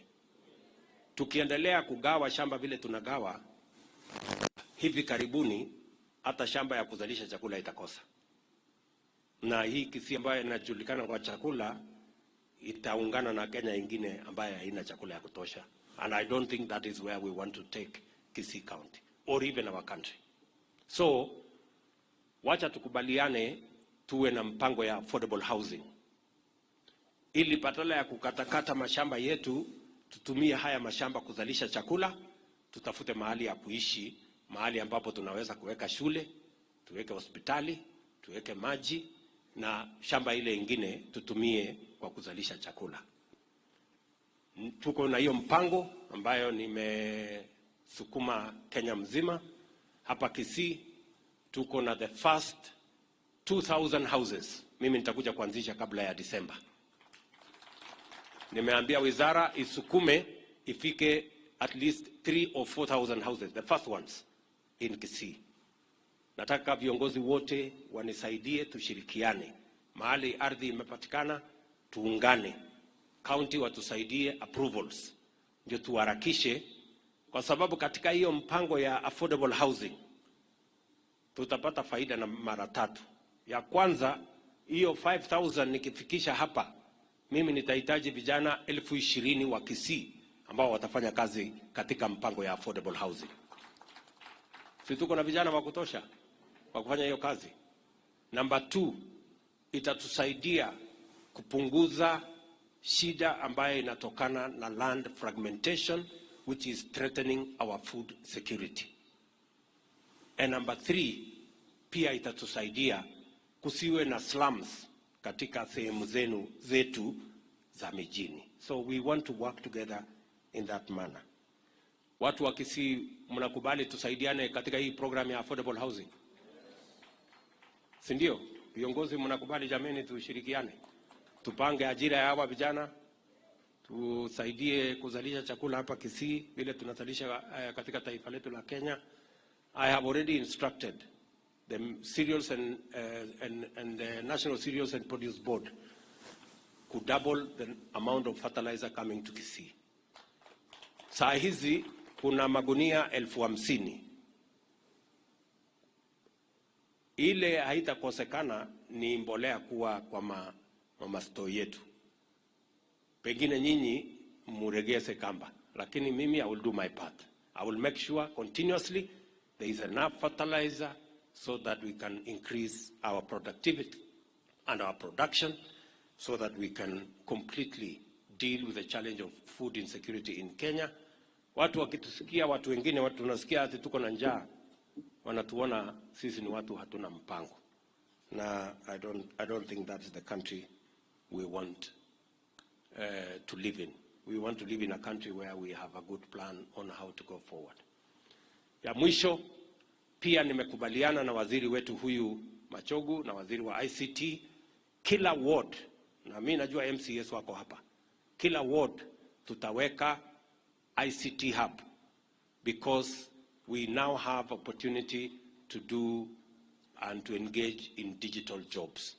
Nimekubaliana na wabunge wote ya kwamba kila mjumbe atapanga ICT hub in every ward. Nilikuwa hapa Kisii National Polytechnic. Tumelete pale kompyuta 200 ya training. Lakini sasa hiyo ni pale Kisii National Polytechnic. We want to have a similar program in every ward. Ninyi mnanielewa? Kwa sababu watu wa Marekani tumekubaliana na wao, wanahitaji wafanyikazi katika mtandao. Watu wa Ujerumani tumekubaliana na wao, rais wao alikuwa hapa. Watu wa kutoka Canada tuko na mkataba na wao. Watu wa kutoka UAE, rais wao atakuja hapa baadaye mwaka huu, tuko na mkataba na wao. We need up to 1 million young people to be working on the digital space. So, and we want to, hatutaki vijana waende Nairobi, tunataka tulete mtandao hapa nyumbani. And that is why tunazungusha ICT hub in every ward. Nataka wabunge washirikiane na MCS so that we can tukubaliane hiyo mpango itaenda namna gani, ndio tupange ajira ya vijana wetu wa taifa letu la Kenya. So we want to work together in that manner. Na ndio sababu we are going to work differently. Najua hatujazoea kuongea mambo ya ajira. Tunaongeanga tu juju. Tunajua kuongea barabara, tunajua kuongea stima, lakini hatujui kuongea mambo ya ajira. This time around tunaongea hii mambo ya ajira. Because we need to speak about the economy. Development is okay, but we also need to speak about the economy. What changes people's lives. That's also very important. So tutashirikiana hivyo. Simba, nataka nikuhakikishia kwamba we have finished the procurement ya hospitali ya mother and child. We will give you the equipment. Hakuna problem hapo. Procurement ilikuwa na maneno kidogo, na unajua lazima nikue chonjo, wakora wasinivamie. Unajua kuna wakora kwa hii biashara wanakaa pembeni na wamezoea. So nimewakazia macho na nimewaambia either mtahama Kenya ama mtaenda jela. Hakuna, there are no two ways about it. So tumekubaliana that is moving on properly. Pia tumekubaliana ya kwamba tutashirikiana serikali ya kitaifa na serikali ya county kwa mambo ya matibabu, community health promoters. Tumekubaliana ya kwamba community health promoters italipwa nusu na county government, na mimi nimejitolea hata ingawaje ni kazi ya county, sisi pia tutalipa half kwa hawa community health promoters. Na vile vile nimesema mimi kama national government tuta-equip all of them at national government's cost, kwa sababu tunataka kupeleka mambo ya matibabu mpaka mashinani, na tuhakikisha kwamba Wakenya wanajumuika and we deal with the challenge of health at the very bottom. Tuhakikisha kwamba inakuwa bottom up. So najua nimesema mambo mengi, lakini ni ya muhimu, kwa sababu najua hii siasa iko na makelele mpaka hata watu hawajui mambo inaenda namna gani. Nimekubaliana na viongozi wote, na mimi nataka niwapongeze viongozi wa Kisii, kwa sababu mmeongea hapa mambo ya kuungana na kushirikiana na kuheshimiana. Pongezi, muendelee na hiyo barabara. Na unajua kweli Mungu ni wa ajabu. Unajua mara ya mwisho tulikutana vile tumekutana hivi, tulikuwa kwa funeral kwa Maangi pale, na mnajua ile kisirani ilikuwa pale mpaka microphone ikapotea, vita ikatokea. Lakini leo tumeketi hapa, sisi ni watu wastaarabu sana. Watu watashangaa kama sisi ndio wale tena tulikuwa pale. Lakini nawaambia ndugu zangu viongozi wa Kisii, please, as was said by all the leaders here, let us work together. Wacha tuheshimiane, tushirikiane, tupange mambo ya viongozi hawa, ya wananchi hawa. Mambo yetu ya uongozi itatokea hapo mbele, wananchi hawa watatuamua, kila mtu aende na bidii. So tutashirikiana namna hiyo. Na nakubaliana pia na viongozi wote waliosema hapa ya kwamba tuwe na desturi na tuwe na kiasi hata katika mambo ya siasa. Mimi kabisa sina shida kabisa na ndugu zangu watu wa upinzani. They are a constitutional entity, just like the way we are a constitutional government. So lazima tuheshimiane hapo, na wanafaa kuendesha kazi yao ya upinzani kulingana na katiba na sheria, ya kuchunguza mambo ya serikali, provide oversight, kuhakikisha kwamba mambo hayaendi kombo. Tunashirikiana kupigana na ufisadi, tunashirikiana kukwamisha mambo ambayo sio mazuri. Lakini ile mimi nawauliza viongozi wote, tafadhali tusitumie watoto wa Kenya, wananchi wa Kenya kupigana, kulete fujo, kuharibu mali ati kwa sababu ya maandamano. No, hiyo si vizuri. Kila kitu iko na mpango wake. There is nowhere in the constitution or the law of Kenya that says violence can be used to achieve anything. There is nowhere in the constitution that you can organize people violently to achieve anything. That's completely, it is unpatriotic, it is unconstitutional, it is against the rule of law, it is unpatriotic, and it amounts to sabotage of your own country. So mimi nawauliza viongozi wote wenzangu, tushirikiane. Uchaguzi inafanyika kila baada ya miaka mitano, wenye kusema ni wananchi wa Kenya wataamua. So tusiwapiganishe tusilete fujo, tuunganishe wananchi, tuendelee na maendeleo, na Kenya itakuwa bora kama nchi ambayo ni nchi yetu sisi zote. So that's all I am asking fellow leaders, tushirikiane na tuendelee namna hiyo. So ndugu viongozi, nimesikia mambo yenu mliosema mnahitaji kujenga mahali fulani. Patron atanitafuta, anajua mahali ya kunipata, ako na simu yangu, hata ile ya WhatsApp ako naye, atanitafuta na tutapanga hiyo maneno. So mimi nataka niwashukuru jameni, watu wa Kisii, nataka niseme asante sana kwa kunikaribisha hapa nyumbani.